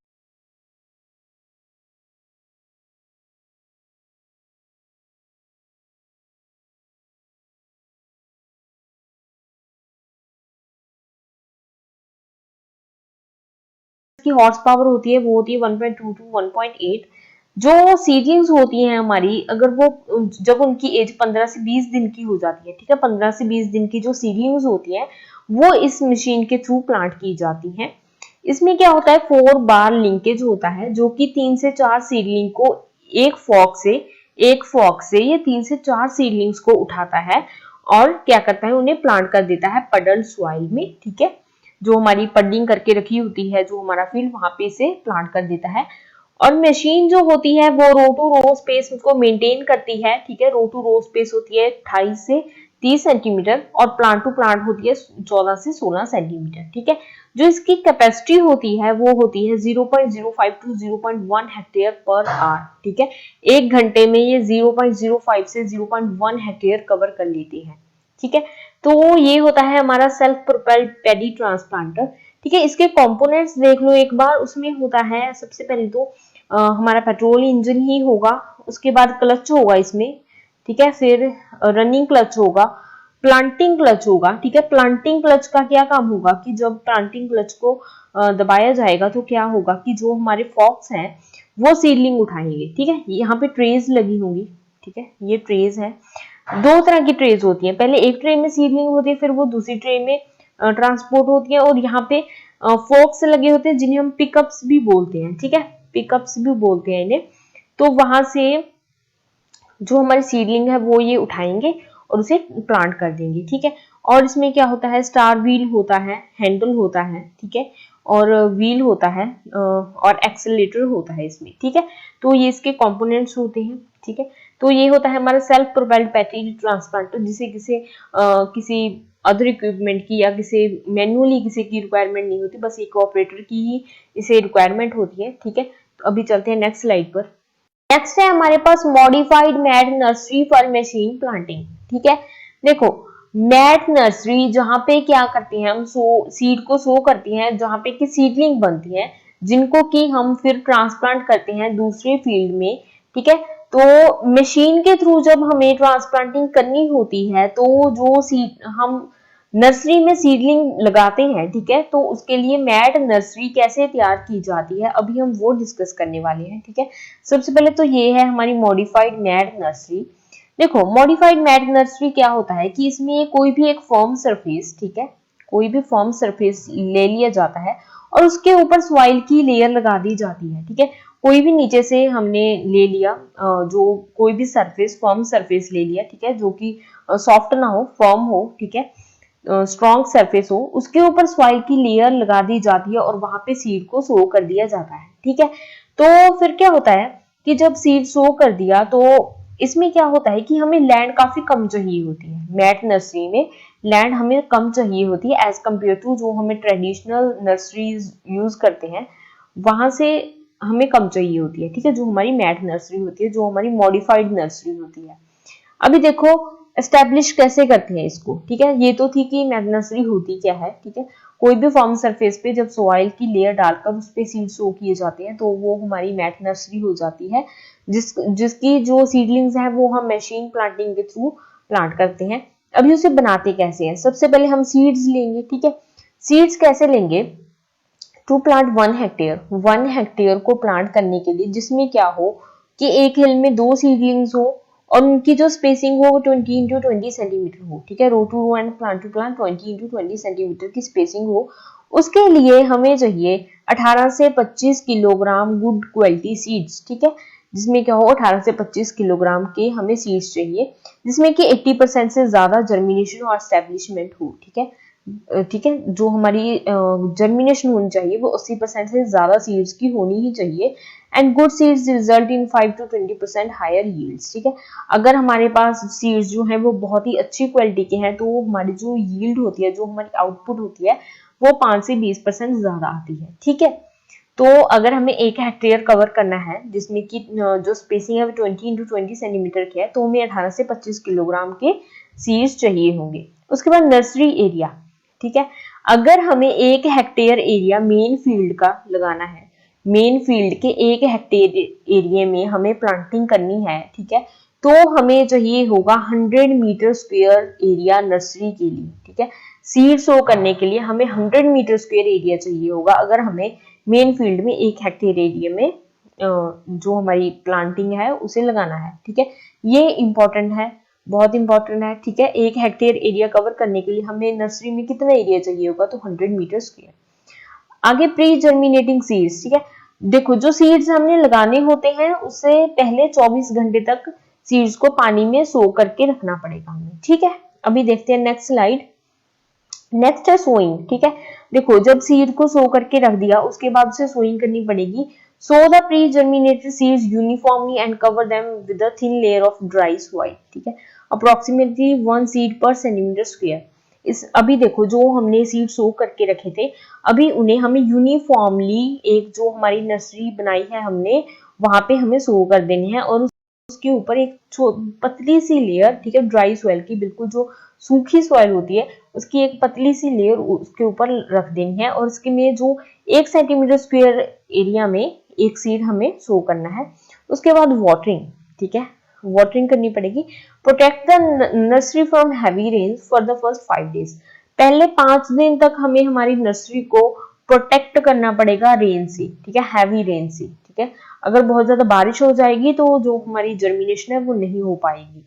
If the nursery can be flooded, then at 7 days after sowing, maintain a 1 centimeter water level around the mats। ठीक है, तो क्या होगा कि अगर हमारी नर्सरी जो है उसमें काफी ज्यादा पानी इकट्ठा हो जाए, ठीक है, जब हमने सोइंग की उसके 7 दिन बाद, तो हम क्या करेंगे कि उसके इर्द गिर्द हम 1 सेंटीमीटर का वाटर लेवल मेंटेन कर देंगे। ठीक है, 1 सेंटीमीटर का वाटर लेवल मेंटेन कर देंगे मैट्स के इधर उधर। उसके बाद 2 दिन बाद हम क्या, drain the water 2 days before removing the seedling mats for transplanting. ठीक है, जब हमें ट्रांसप्लांट के लिए हमें उन सीडलिंग को अपरूट करना है वहां से, तो उसके 2 दिन पहले हम पूरा जो वाटर होगा उसमें, जो हमारी नर्सरी में, उसे ड्रेन कर देंगे, उसे बाहर निकाल देंगे। ठीक है, अगर जब हमें ट्रांसप्लांटिंग करनी होगी तो उसके 2 दिन पहले। आगे देखो, लिफ्टिंग सीडलिंग मैट्स 15 से 20 दिन बाद, सोइंग के 15 से 20 दिन बाद हमारी जो सीडलिंग होगी वो एक सफिशिएंट हाइट पे पहुंच जाएंगी, और उसके बाद हम उन्हें लिफ्ट कर लेंगे, उन्हें अपरूट कर देंगे और उन्हें मेन फील्ड में प्लांट कर देंगे। ठीक है, तो ये थी हमारी मैट नर्सरी कि हम इसे कैसे बनाते हैं। एक बार आप देख लो ध्यान से। ठीक है, देखो, मैट नर्सरी सबसे पहले तो इसलिए बोला जाता है क्योंकि ये मैट्स पे होती है। ठीक है, क्योंकि कोई भी फॉर्म सरफेस एरिया ले सकते हैं हम। ठीक है, तो उन्हें मैट्स बोला जाता है। मैट्स के ऊपर हम सॉइल डालते हैं और सॉइल में सो करते हैं। ठीक है, तो ये होती है हमारी मैट नर्सरी।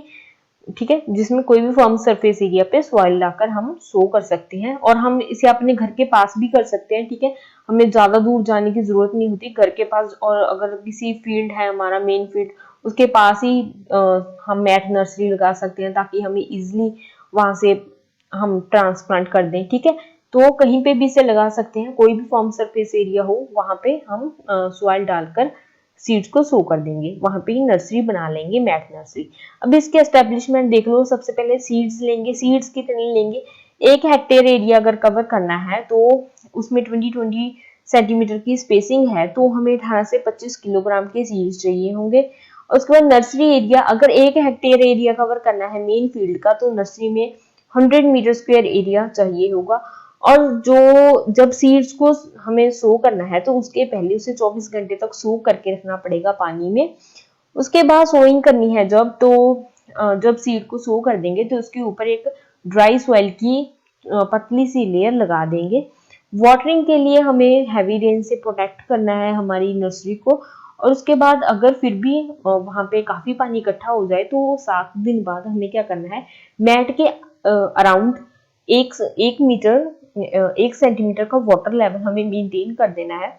जब हमें ट्रांसप्लांट करना होगा, जब हमें उन सीडलिंग्स को अपरूट करना होगा, तो उसके 2 दिन पहले हम जो पूरा वाटर है वहां से ड्रेन कर देंगे। और उसके बाद 15 से 20 दिन बाद हमारी जो सीडलिंग्स हैं वो तैयार हो जाएंगी मेन फील्ड में जाने के लिए। तो क्या करेंगे, हम उन्हें अपरूट करके मेन फील्ड में ट्रांसफर कर देंगे। ठीक है, तो ये थी हमारी मैट नर्सरी। अभी चलते हैं नेक्स्ट स्लाइड पर। अभी नेक्स्ट है field preparation for rice transplanting. अभी देखो, नर्सरी हमने तैयार कर ली जिसमें सीडलिंग्स लगा दिए। अभी उन सीडलिंग्स को प्लांट करना है मेन फील्ड में। तो जो मेन फील्ड है हमारा जिसमें हमें ट्रांसप्लांटिंग करनी है, उसे कैसे प्रिपेयर करते हैं वो देखते हैं। Plough the field 20 to 25 centimetre deep using a mould board plough और वुडन प्लो। ठीक है, देखो, एमबी प्लो जो होता है हमारा, या फिर वुडन प्लो, ठीक है, चाहे वो एनिमल ड्रॉन हो चाहे ट्रैक्टर ड्रॉन हो, जिससे भी कर रहे हैं, उसे 20 से 25 सेंटीमीटर जो हमें डीप है उस फील्ड को प्लो कर देना है पहले। ठीक है, ताकि क्या हो, जो हमारे हार्मफुल इंसेक्ट्स पेस्ट होते हैं या फिर वीड्स होती हैं, ठीक है, वो सारे अपरूट हो जाए, और जो इंसेक्ट पेस्ट के अगर एग्स हैं वहां पे तो वो भी एक्सपोज हो जाए, ठीक है, डैमेज हो जाए, ताकि वो इन फ्यूचर हमारी क्रॉप को नुकसान ना पहुंचाए। ठीक है, तो इसलिए क्या होता है कि हम उसे पहले प्लो करते हैं ताकि क्या हो, जो वीड्स हैं या फिर हमारे इंसेक्ट पेस्ट है वो रिमूव हो जाए। उसके बाद apply uniformly half of nitrogen and total quantities of phosphorus and potash on drain surface at the time of last puddling. ठीक है, देखो, जब हम पडलिंग करते हैं, पडलिंग भी हम इसलिए करते हैं ताकि जो हमारे वीड्स होते हैं वो निकल जाएं, ठीक है, वो सॉइल में ही बरी हो जाएं, और जो हमारी सॉइल है वो तैयार हो जाए ट्रांसप्लांटिंग के लिए। जो वाटर है वो ज्यादा इनकॉर्पोरेट ना हो, ठीक है, क्योंकि जो हमारी पैडी होती है उसे ज्यादा वाटर चाहिए होता है, तो ज्यादा फिर उसके बाद में इनकॉर्पोरेट वाटर ना ज्यादा हो, इसलिए जो हमारा फील्ड है उसमें वाटर रखा जाता है टाइम तक, ताकि जो हमारी सॉइल है उसमें प्रॉपर जो वाटर है वो फिल हो जाए, ठीक है। तो इसलिए पडलिंग की जाती है, ठीक है। जब हमने लास्ट पडलिंग होगी, ठीक है, जब पूरे हमारे फील्ड है जो उसमें जब वाटर है, जब उसे पडल कर रहे हैं, ठीक है, तो उसे बोलते हैं पडलिंग। तो जब लास्ट पडलिंग होगी तो उस टाइम पे आधा डोज नाइट्रोजन का और फॉस्फोरस और पोटाश की प्रॉपर डोज है, ठीक है, पूरा डोज है, वो हमें डाल देना है। किसमें? 10 से 15 सेंटीमीटर डीप सॉइल, ठीक है। 10 से 15 सेंटीमीटर डीप सॉइल में उसे मिला देना है, नाइट्रोजन का आधा डोज और पोटाश और फॉस्फोरस का पूरा डोज, ठीक है। ये बात आपको ध्यान रखनी है, ये पॉइंट इंपॉर्टेंट है कि नाइट्रोजन पहले कितनी डालते हैं, ठीक है। जब हमें सॉइल जब हम सॉइल को प्रिपेयर करते हैं, फील्ड को प्रिपेयर करते हैं राइस ट्रांसप्लांटिंग के लिए, तो उस टाइम पे पहले नाइट्रोजन का डोज कितना डाला जाता है? तो हाफ डोज डाला जाता है, ठीक है। अभी चलते हैं नेक्स्ट स्लाइड पर। नेक्स्ट है हमारे पास इम्प्लीमेंट्स फॉर इंटरकल्चरल ऑपरेशंस, ठीक है। देखो, जो इंटरकल्चरल ऑपरेशंस होते हैं हमारे, वहां पे कौन कौन से इंप्लीमेंट्स यूज किए जाते हैं, अभी हम वो डिस्कस करेंगे। देखो, इंटरकल्चरल ऑपरेशंस होते हैं जब हम सीड को सो कर देते हैं, ठीक है। जब हमने सीड को सो कर दिया और उसके बाद जो हमारी क्रॉप ग्रो हो गई, तो क्रॉप ग्रोथ होने के बाद, ठीक है, जब हम फील्ड के बीच बीच में ऑपरेशंस करते रहते हैं तो उन्हें बोलते हैं इंटरकल्चरल ऑपरेशंस। जैसे कि होगा वीडिंग, ठीक है। मान लो सीड को सो कर दिया, हमारी क्रॉप थोड़ी थोड़ी सी ग्रो हो गई, पूरी नहीं ग्रो हुई, ठीक है, जर्मिनेट हो गई। अभी वहां पे वीड्स आ गए तो हमें वो वीड्स निकालने हैं, ठीक है। तो वीडिंग जब हम बीच में करेंगे तो उसे बोलते हैं इंटरकल्चरल ऑपरेशन।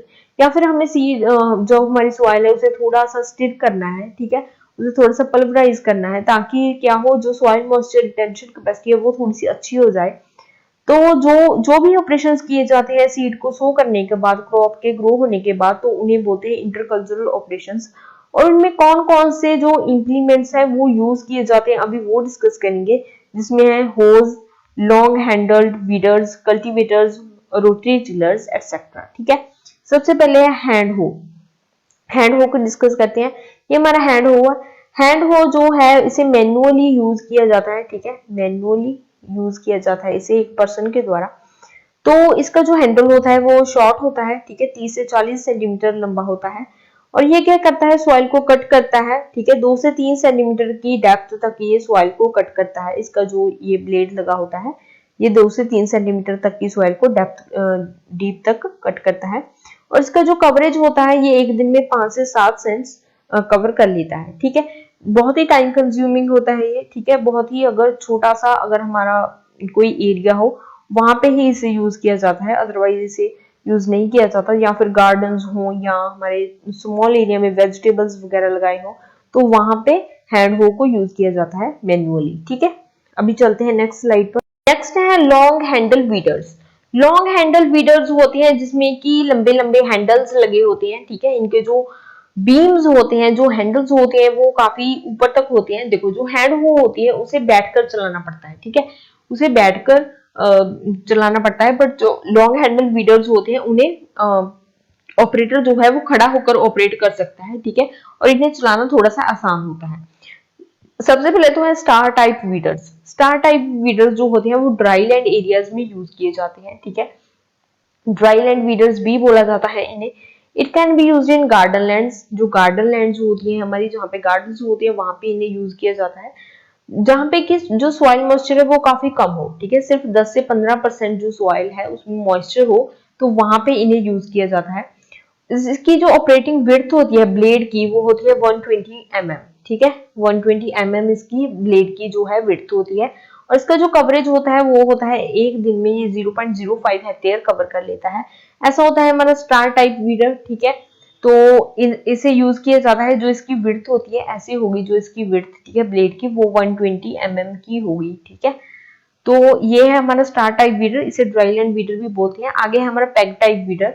ये हमारा पैग टाइप वीडर भी इस तरीके का ही होता है, और जो स्टार टाइप है वो भी ऑलमोस्ट इसके सिमिलर ही होता है, ठीक है, ऑलमोस्ट सेम ही होते हैं ये।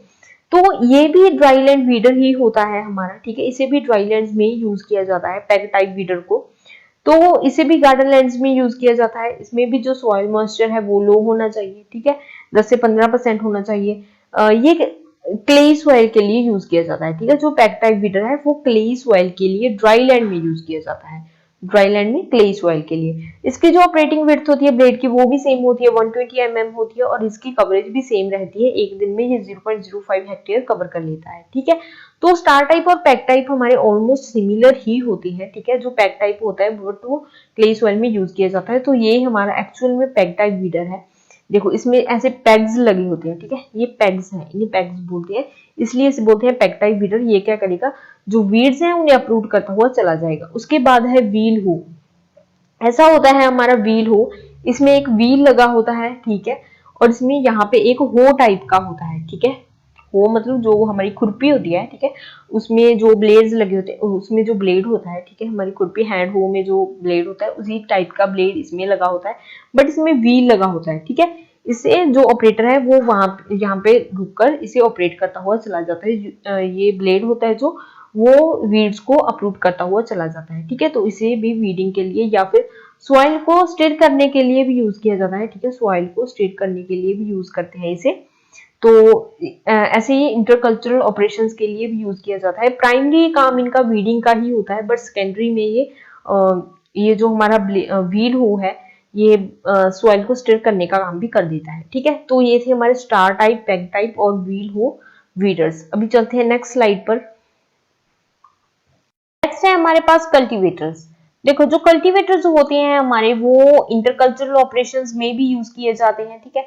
इंटरकल्चरल ऑपरेशंस में भी यूज किए जाएंगे, और उसके बाद ये सोइंग के टाइम पे भी यूज किए जाते हैं जब हम सीड सो करने होते हैं, और उसके बाद सीड बेड प्रिपरेशन के लिए भी ये यूज किए जाते हैं, ठीक है। तो कल्टीवेटर जो है हमारे वो काफी काम में यूज किए जाते हैं। सबसे अभी हम डिस्कस करेंगे एनिमल ड्रॉन कल्टीवेटर। जो कल्टीवेटर्स हम एनिमल्स के साथ कनेक्ट करके यूज करते हैं, उसमें सबसे पहले देखिए है स्वीप। स्वीप हमारा कुछ इस तरीके का होता है, ठीक है। इसे एनिमल जो यॉक है उसके साथ कनेक्ट करके यूज किया जाता है। इसमें क्या होता है कि वी शेप्ड ब्लेड्स लगे होते हैं, जो ब्लेड्स होंगे वो वी शेप के होंगे, ठीक है, ऐसे होते हैं वी शेप के ब्लेड्स। और इसमें विंग्स टाइप होती हैं ये, ठीक है। इसमें क्या होता है साइड में विंग्स टाइप की होती हैं ये जो ब्लेड्स होती हैं हमारे। By skimming action under the soil at a shallow depth of 2 to 3 centimetre. इसकी जो डेप्थ होती है वो काफी कम होती है, सिर्फ 2 से 3 सेंटीमीटर ही कवर करता है, ठीक है। और इसका जो कवरेज होता है ये एक दिन में 1.75 से 2.5 हेक्टेयर तक कवर कर लेता है, ठीक है। इसकी एफिशिएंसी काफी होती है। तो ये होता है हमारा स्वीप। उसके बाद है जूनियर हो। ये हमारा जूनियर हो है। इसमें क्या होता है कि एक व्हील लगा होता है और उसमें यहाँ पे ब्लेड्स लगी होती हैं, ठीक है, जो क्या करते हैं हमें जो हमारा इंप्लीमेंट है इसे एनिमल के साथ कनेक्ट करके यूज किया जाता है। इसकी जो कवरेज होती है वो होती है 1.5 हेक्टेयर पर डे। एक घंटे में ये 1.5 हेक्टेयर कवर करता है। उसके बाद है डक फुट कल्टीवेटर। ये हमारा डक फुट कल्टीवेटर है। इसमें क्या होता है कि एक ब्लेड लगा होता है और उसके नीचे एक यहाँ पे एक जो पिन है, ठीक है, पेग टाइप है, वो लगा रहता है, ठीक है। इसे स्वीप भी बोलते हैं, ठीक है, स्वीप बोलते हैं इसे। जो हमारा पेग टाइप होता है नीचे एक ऐसा, इसे स्वीप बोलते हैं, ठीक है। तो ये क्या करता है कि इसकी जो पेनिट्रेट करने की कैपेसिटी होती है, मतलब इसके डेप्थ में जाने की कैपेसिटी होती है वो ज्यादा होती है, ठीक है। इनके कंपैरिजन इसकी काफी ज्यादा होती है, और ये क्लेई सॉइल में यूज किया जाता है, ठीक है। क्लेई सॉइल में इसका यूज किया, ठीक है। और देखो usually this cultivator is about 225 centimetre long, ठीक है, 225 सेंटीमीटर लंबा होता है ये, 60 सेंटीमीटर वाइड होता है, और इसमें 7 स्वीप्स होती हैं, ठीक है। बट ये हमारा 3 स्वीप कल्टीवेटर है। देखो 3, 5, 7, 9, 11, 13, ठीक है। ये इस टाइन के हमारे कल्टीवेटर होते हैं। टाइन होती हैं हमारे ये हमारे टाइन्स हैं। जितने टाइन्स होंगे उतने ब्लेड्स लगे होंगे, ठीक है। 3 टाइन कल्टीवेटर भी होता है जिसमें 3 ब्लेड्स होंगे, 5 टाइन भी होता है, 7, 9, 11, 13, ठीक है। तो यूजुअली एनिमल ड्रॉन में 9, 11, 13 नहीं यूज किए जाते, 3, 5, 7 तक के कल्टीवेटर्स यूज किए जाते हैं एनिमल ड्रॉन में, ठीक है। तो ये थे हमारे एनिमल ड्रॉन कल्टीवेटर्स। अभी चलते हैं नेक्स्ट स्लाइड पर। नेक्स्ट जो वीडर्स हैं वो हैं हमारे इंजन ऑपरेटेड वीडर्स, ठीक है, जिनमें इंजन लगा होता है, ठीक है। जो हम ऑपरेटर जो है वो उसे खुद से ऑपरेट कर सकता है, ठीक है। उन्हें किसी अदर इक्विपमेंट की जरूरत नहीं पड़ेगी, ना ही उसे एनिमल्स की जरूरत पड़ेगी, ना ही ट्रैक्टर की जरूरत पड़ेगी, ठीक है। वो उनमें खुद का इंजन होता है, ठीक है। तो देखो इंजन ऑपरेटेड वीडर, ये हमारा इंजन ऑपरेटेड वीडर है, ये स्पेशली वीडिंग के लिए ही काम में लिया जाएगा, ठीक है, वीडिंग के लिए ही यूज करते हैं इसे। इसमें जो इंजन होता है वो 3 हॉर्स पावर का इंजन होता है इसमें, और वो पेट्रोल स्टार्ट कैरोसिन रन होता है, ठीक है, वो पेट्रोल इंजन होता है हमारा, पेट्रोल कैरोसिन इंजन होता है, 3 हॉर्स पावर का इंजन होता है। इसकी जो फील्ड कैपेसिटी है, काम करने की कैपेसिटी है, वो एक दिन में 0.75 से 1 हेक्टेयर कवर कर लेता है। तो ये रो क्रॉप्स में, ठीक है, जब हम रो क्रॉप्स लगाते हैं, जब हमारी क्रॉप ग्रो हो गई और वहां पे वीड्स आ गए, तो हमें जब वीड्स को काटना होता है तब हम इंजन ऑपरेटेड वीडर यूज करते हैं। और जब रो की स्पेसिंग 60 सेंटीमीटर से ज्यादा होनी चाहिए अगर हमें इसे यूज करना है, ठीक है, अगर रोज की स्पेसिंग बीच में 60 सेंटीमीटर से ज्यादा होगी तब हम इंजन ऑपरेटेड वीडर यूज करेंगे, ठीक है। आगे है हमारा इंजन ऑपरेटेड रोटरी टिलर, ये हमारा इंजन ऑपरेटेड रोटरी टिलर है, ठीक है। देखो जो रोटरी टिलर होता है ये वीडिंग तो करेगा ही करेगा, बट उसके साथ साथ ये अदर जो वर्क है वो भी करता है। अगर टिलेज करनी हो हिल्स में, ठीक है, वहां पे भी हम रोटरी टिलर का यूज करते हैं।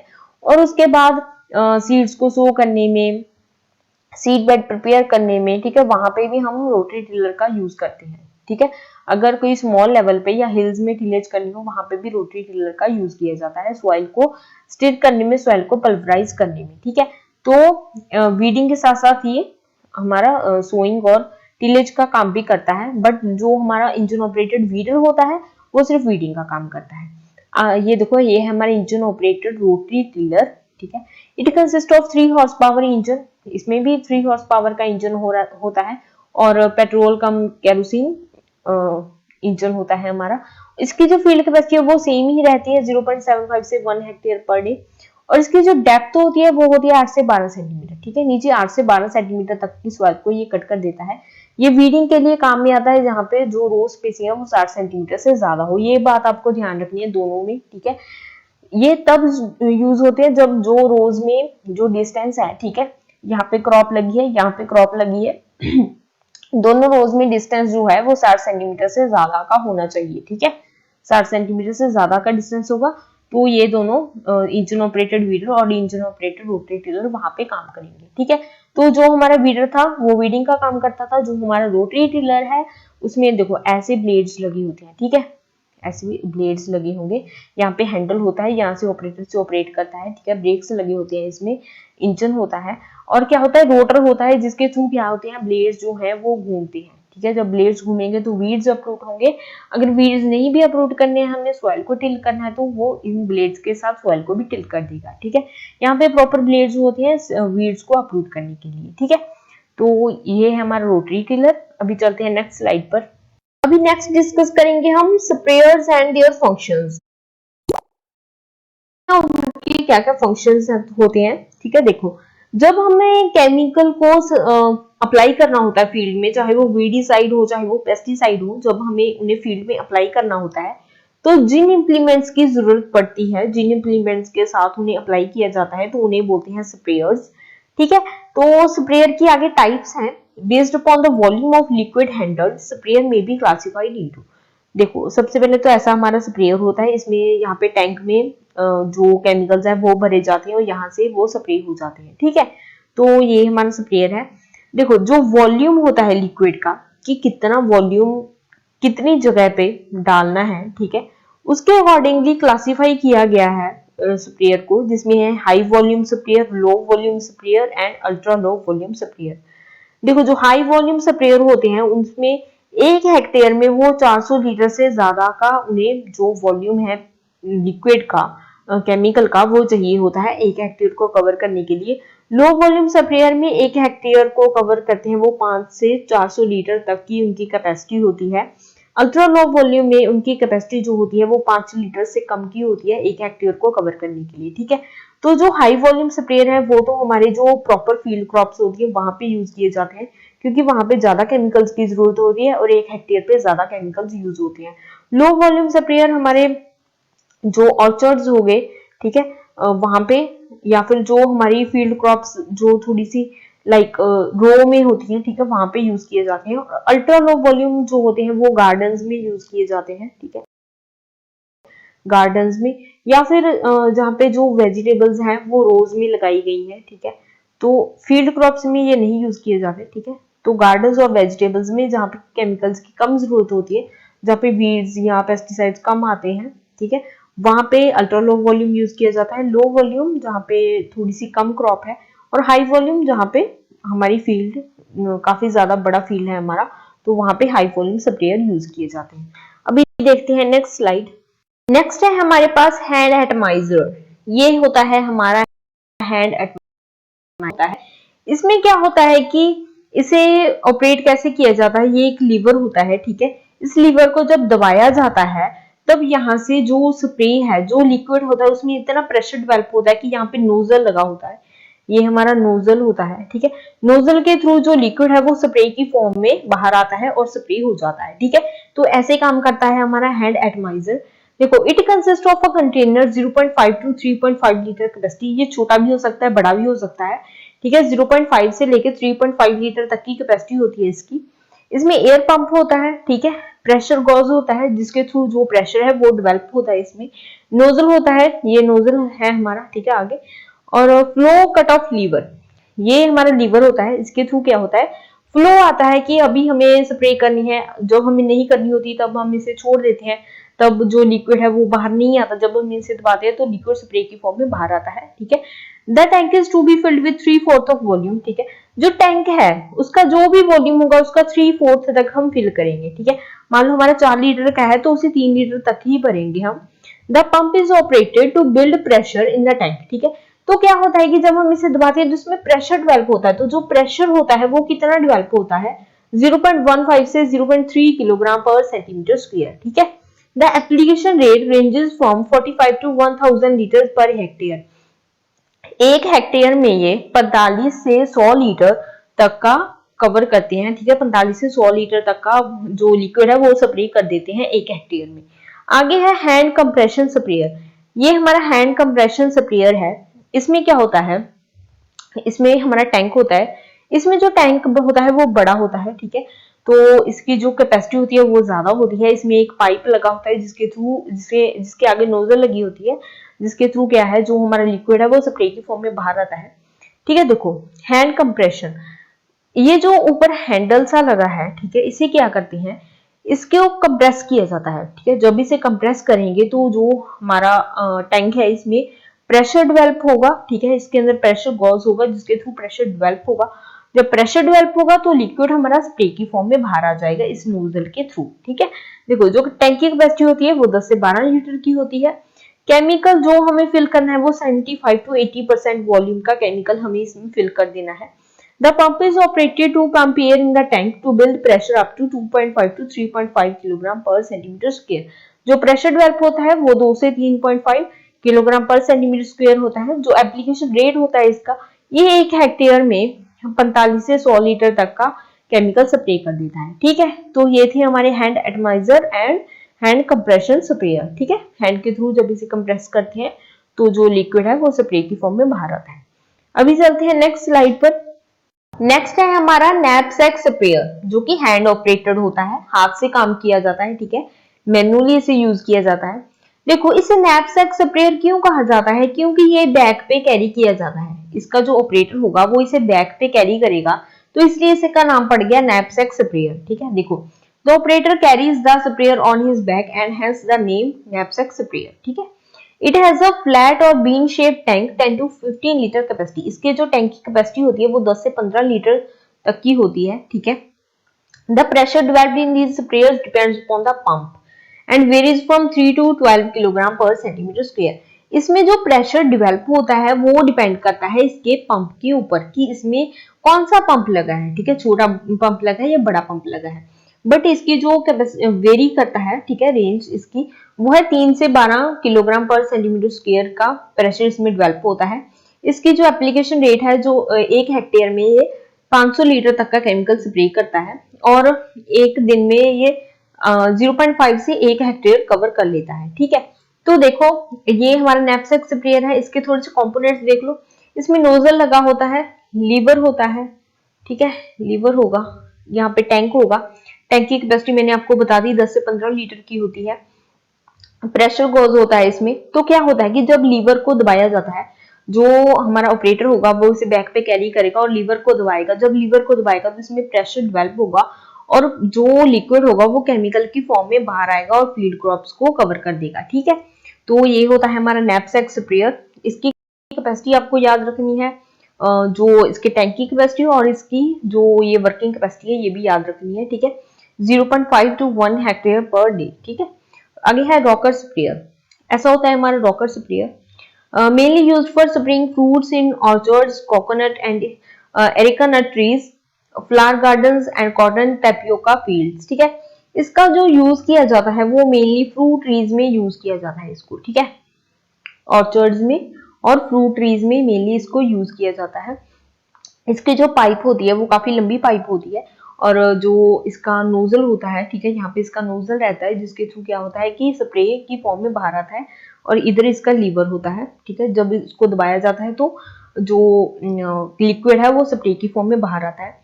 तो इसका इसलिए जो पाइप होती है इसकी काफी लंबी होती है ताकि पूरे जो फ्रूट ट्रीज है उनको कवर कर सके ये। ठीक है, ऊपर तक अगर स्प्रे करना हो। ठीक है, देखो जो इसमें प्रेशर बनता है वो बनता है 14 से 18 किलोग्राम पर सेंटीमीटर स्क्वायर और जो इसकी आउटपुट होती है वो होती है 1 घंटे में ये 70 से 90 लीटर तक का केमिकल स्प्रे कर देता है और इसकी कवरेज होती है एक दिन में ये 1.5 हेक्टेयर कवर करता है। ठीक है, तो ये था हमारा रॉकर स्प्रेयर। ये आपको याद रख लेनी है। ठीक है, कि इसमें कितना प्रेशर डेवलप होता है, कितनी इसकी वर्किंग कैपेसिटी है। ठीक है, तो ये थे हमारे नैपसैक स्प्रेयर और रॉकर स्प्रेयर। अभी चलते हैं नेक्स्ट स्लाइड पर। नेक्स्ट स्प्रेयर है फुट और पैडल ऑपरेटेड स्प्रेयर। देखो ऐसा होता है हमारा फुट और पैडल ऑपरेटेड स्प्रेयर। इसे फुट स्प्रेयर इसलिए बोला जाता है क्योंकि ये पैर से ऑपरेट किया जाता है। ठीक है, इसका जो लीवर होता है वो नीचे होता है। पैर से जब लीवर दबाएंगे तो इसकी नोजल से जो स्प्रे है, जो केमिकल्स हैं वो स्प्रे की फॉर्म में बाहर निकलेंगे। ठीक है, तो इसमें जो प्रेशर डेवलप होता है वो होता है 17 से 21 किलोग्राम पर सेंटीमीटर स्क्वायर और जो इसका डिस्चार्ज रेट होता है वो होता है कि 1 घंटे में 110 से 135 लीटर तक का केमिकल स्प्रे कर देता है और इसका जो कवरेज होता है वो होता है एक दिन में ये 1 हेक्टेयर कवर करता है। ठीक है, तो ये था हमारा फुट और pedal operated sprayer.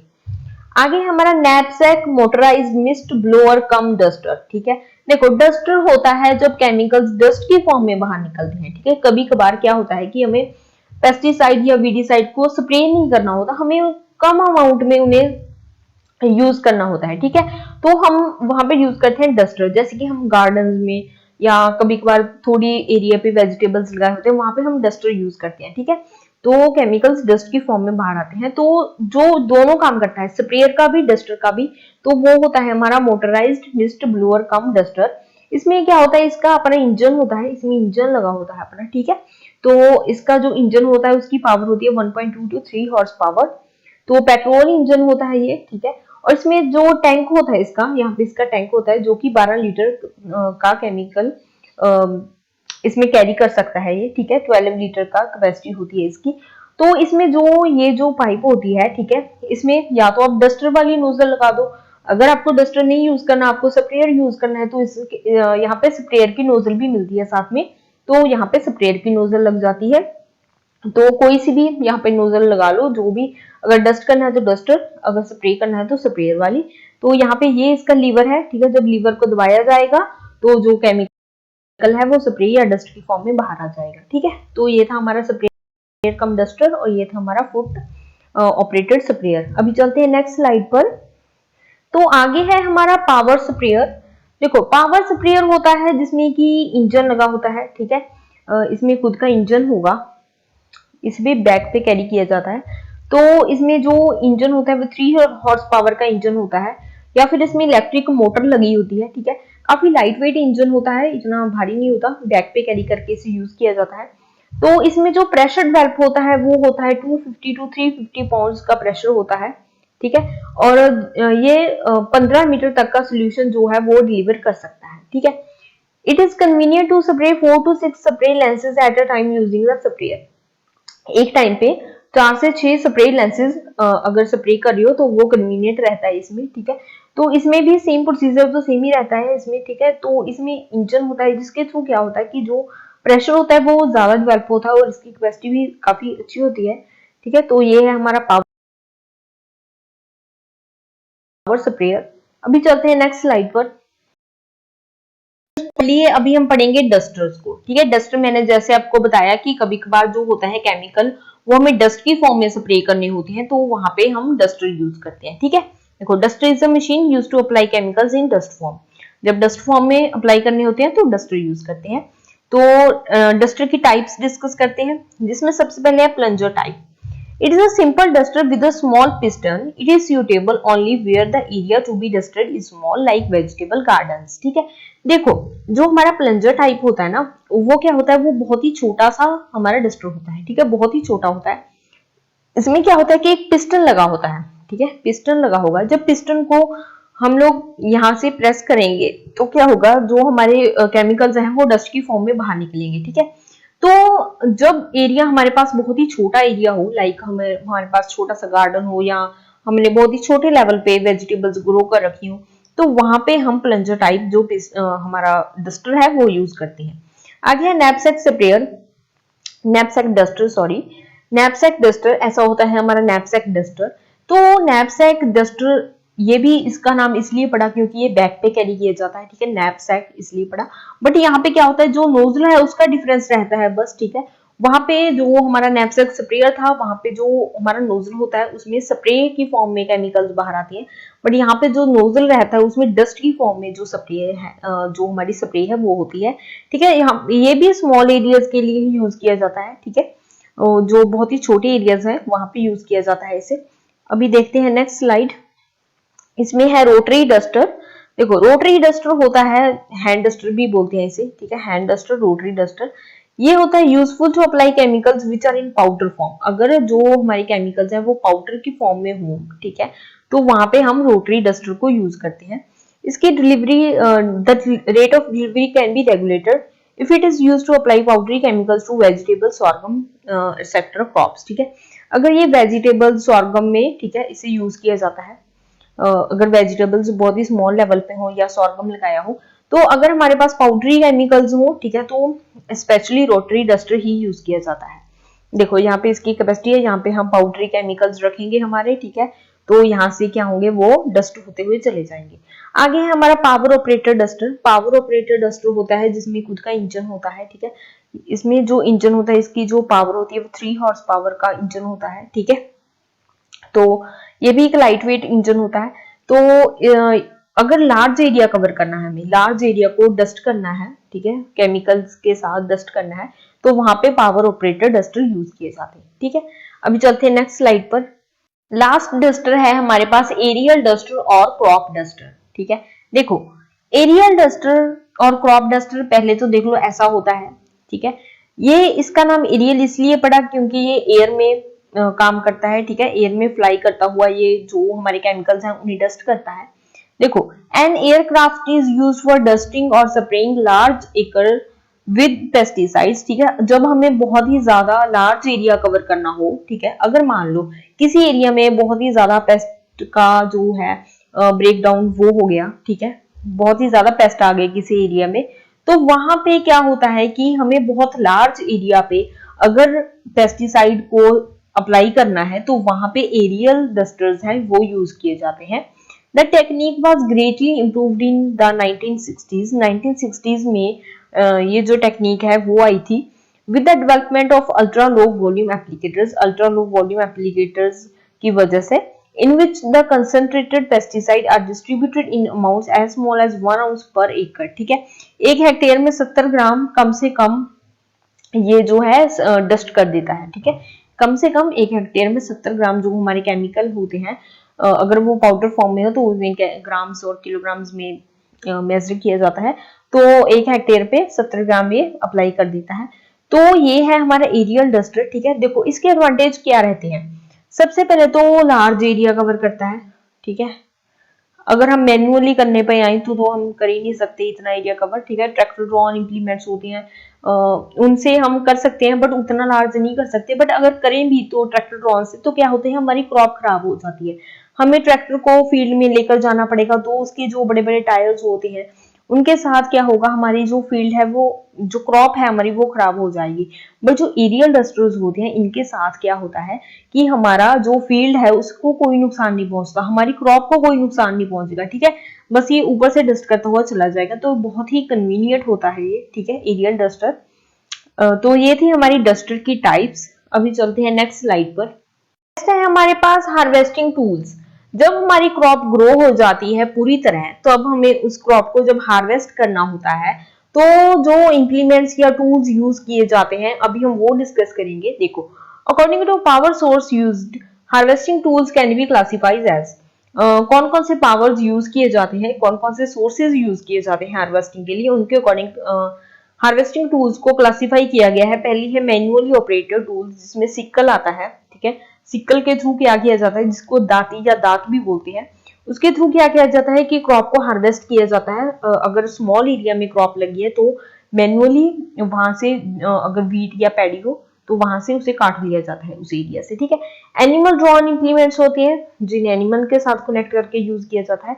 Power driven machines होती हैं, पावर ड्राइवन मशीन जैसे कि कंबाइन हो गया, थ्रेशर हो गया, ठीक है। तो ऐसी जो मशीन्स होती हैं वो पावर ड्राइवन होती हैं। आगे देखो, मोवर। हार्वेस्टिंग टूल में सबसे पहला है मोवर। मोवर को यूज किया जाता है लॉन्स या गार्डन्स में ग्रास काटने के लिए, ठीक है। आपने देखा होगा कि कई गार्डन्स में जब ग्रास बड़ा हो जाता है तो उसे काटने के लिए जो एक मशीन से यूज की जाती है उसे बोलते हैं mower. Mower is a machine to cut herbage crops and leave them in swath. Animal drawn and tractor operated mowers are available. Tractor operated भी होते हैं ये, एनिमल ऑपरेटेड भी होते हैं। जनरली इन्हें जो लॉन्स होते हैं हमारे वहां पे यूज किया जाता है, ठीक है, गार्डन्स और लॉन्स। नेक्स्ट देखो, according to the cutting tool mowers are classified into the following types such as.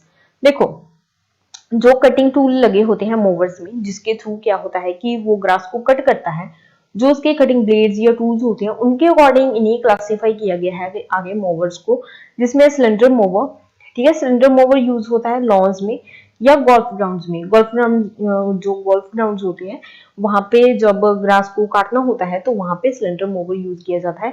Reciprocating होता है, जहां पे कि पैडी या व्हीट को हार्वेस्ट करना होता है तब वहां पे रेसिप्रोकेटिंग मोवर यूज किया जाता है।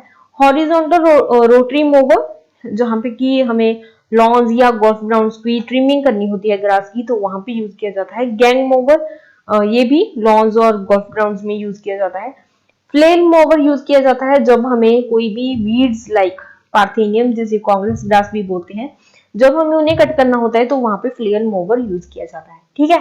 तो देखो, ये तो cylinder mower, horizontal rotary mower, gang mower, ये तो सारे यूज किए जाते हैं लॉन्स और गोल्फ ग्राउंड्स में ही। रेसिप्रोकेटिंग मोवर पैडी और वीड में, और प्लेन मोवर वीड्स को कट करने के लिए यूज किए जाते हैं, ठीक है। अभी चलते हैं नेक्स्ट स्लाइड पर। नेक्स्ट है हमारे पास सेल्फ प्रोपेल्ड पैडी हार्वेस्टर। देखो, पैडी को हार्वेस्ट करने के लिए जो सेल्फ प्रोपेल्ड मशीन होती है हमारी, उसे बोलते हैं सेल्फ प्रोपेल्ड पैडी हार्वेस्टर, ठीक है। तो ये हमारा सेल्फ प्रोपेल्ड पैडी हार्वेस्टर है।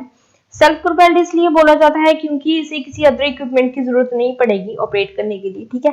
The crop is manually harvested along the four sides of the field for a width of 0.5 metre and cleared from the field for providing space to the machine.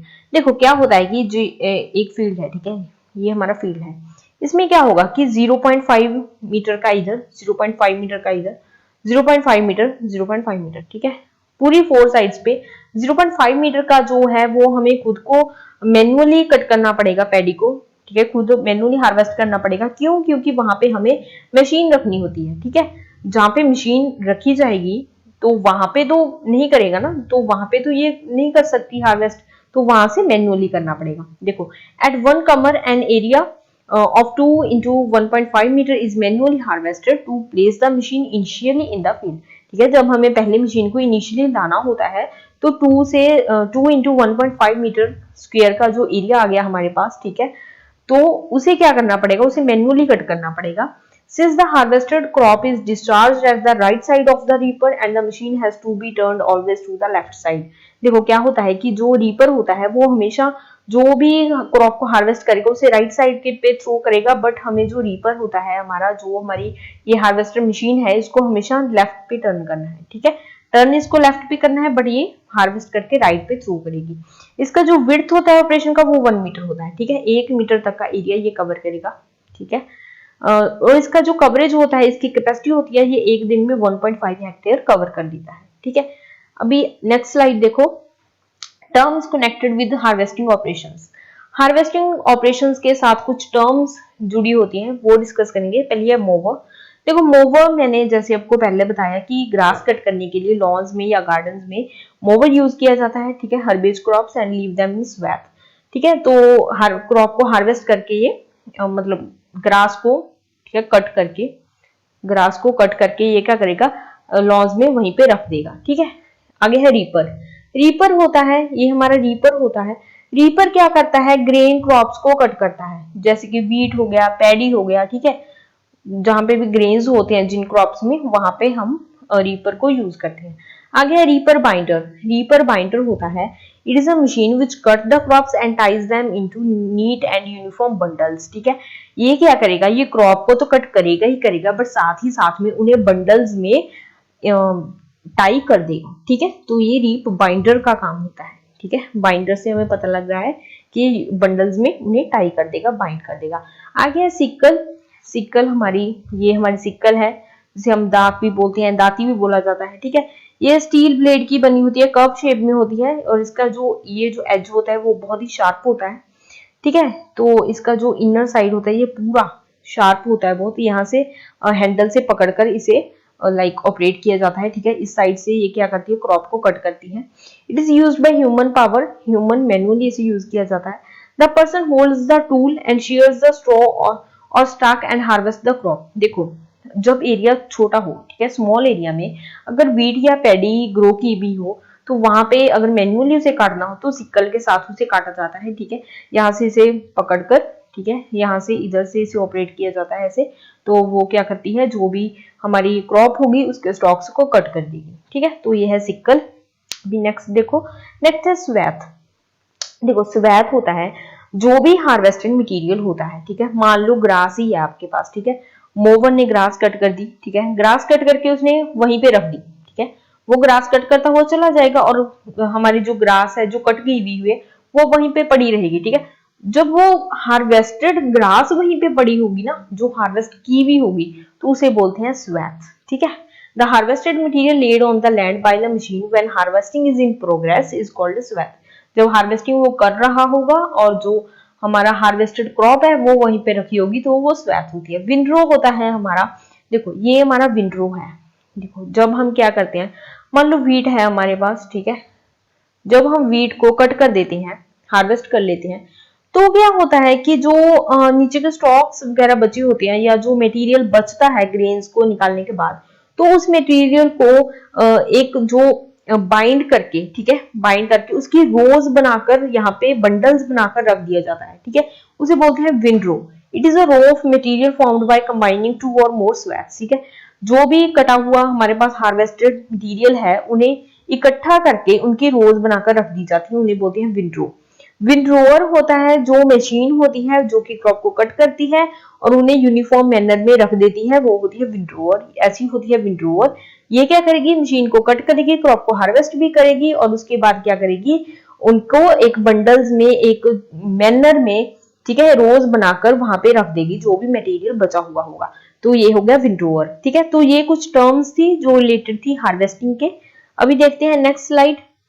Next harvesting tool है जो हमारे पास, last tool है हमारा, तो वो है combine. Combine होता है, कंबाइन एक मशीन होती है जो क्या करती है, क्रॉप को हार्वेस्ट करती है, ठीक है, व्हीट को कट करती है, पैडी को कट करती है, ठीक है, उन्हें हार्वेस्ट करता है।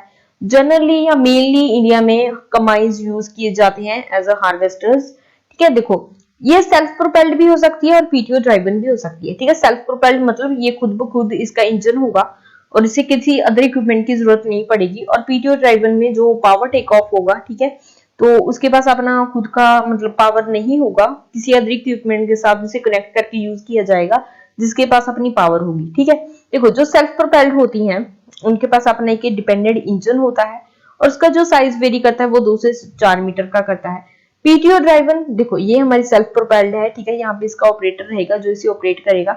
पीटीओ ड्राइवन में क्या होता है, पावर टेक ऑफ, इसके साथ अपनी इसकी पावर नहीं होगी, इसको किसी अदर इक्विपमेंट जैसे कि ट्रैक्टर, ठीक है, ट्रैक्टर के साथ इसे पुल किया जाएगा, या फिर कोई भी अदर इक्विपमेंट जिसके पास अपनी पावर होगी, ठीक है, तो वहां पे इसे यूज किया जाता है। The power requirement of the combine may be taken on 8 horse power per metre width of cut for pull type machine. अगर पुल टाइप है ये, तो इसे जो पावर चाहिए होगी वो चाहिए होगी 1 मीटर विड्थ को कट करने के लिए 8 हॉर्स पावर का हमें पावर चाहिए होगी, ठीक है। अगर वो सेल्फ प्रोपेल्ड है तो चाहिए होगी 12 हॉर्स पावर, ठीक है। अगर तो पुल्ड टाइप है तो वहां पे 1 मीटर को कट करने के लिए जो पावर चाहिए होगी वो 8 हॉर्स पावर चाहिए होगी। बट अगर वो सेल्फ प्रोपेल्ड मशीन है हमारे पास, तो वो 1 मीटर को कट करने के लिए, 1 मीटर की विड्थ को कट करने के लिए तो हमें चाहिए होगी 12 हॉर्स पावर की मशीन चाहिए होगी यहाँ पे, ठीक है। तो ये था हमारा आज का मॉड्यूल। So thank you.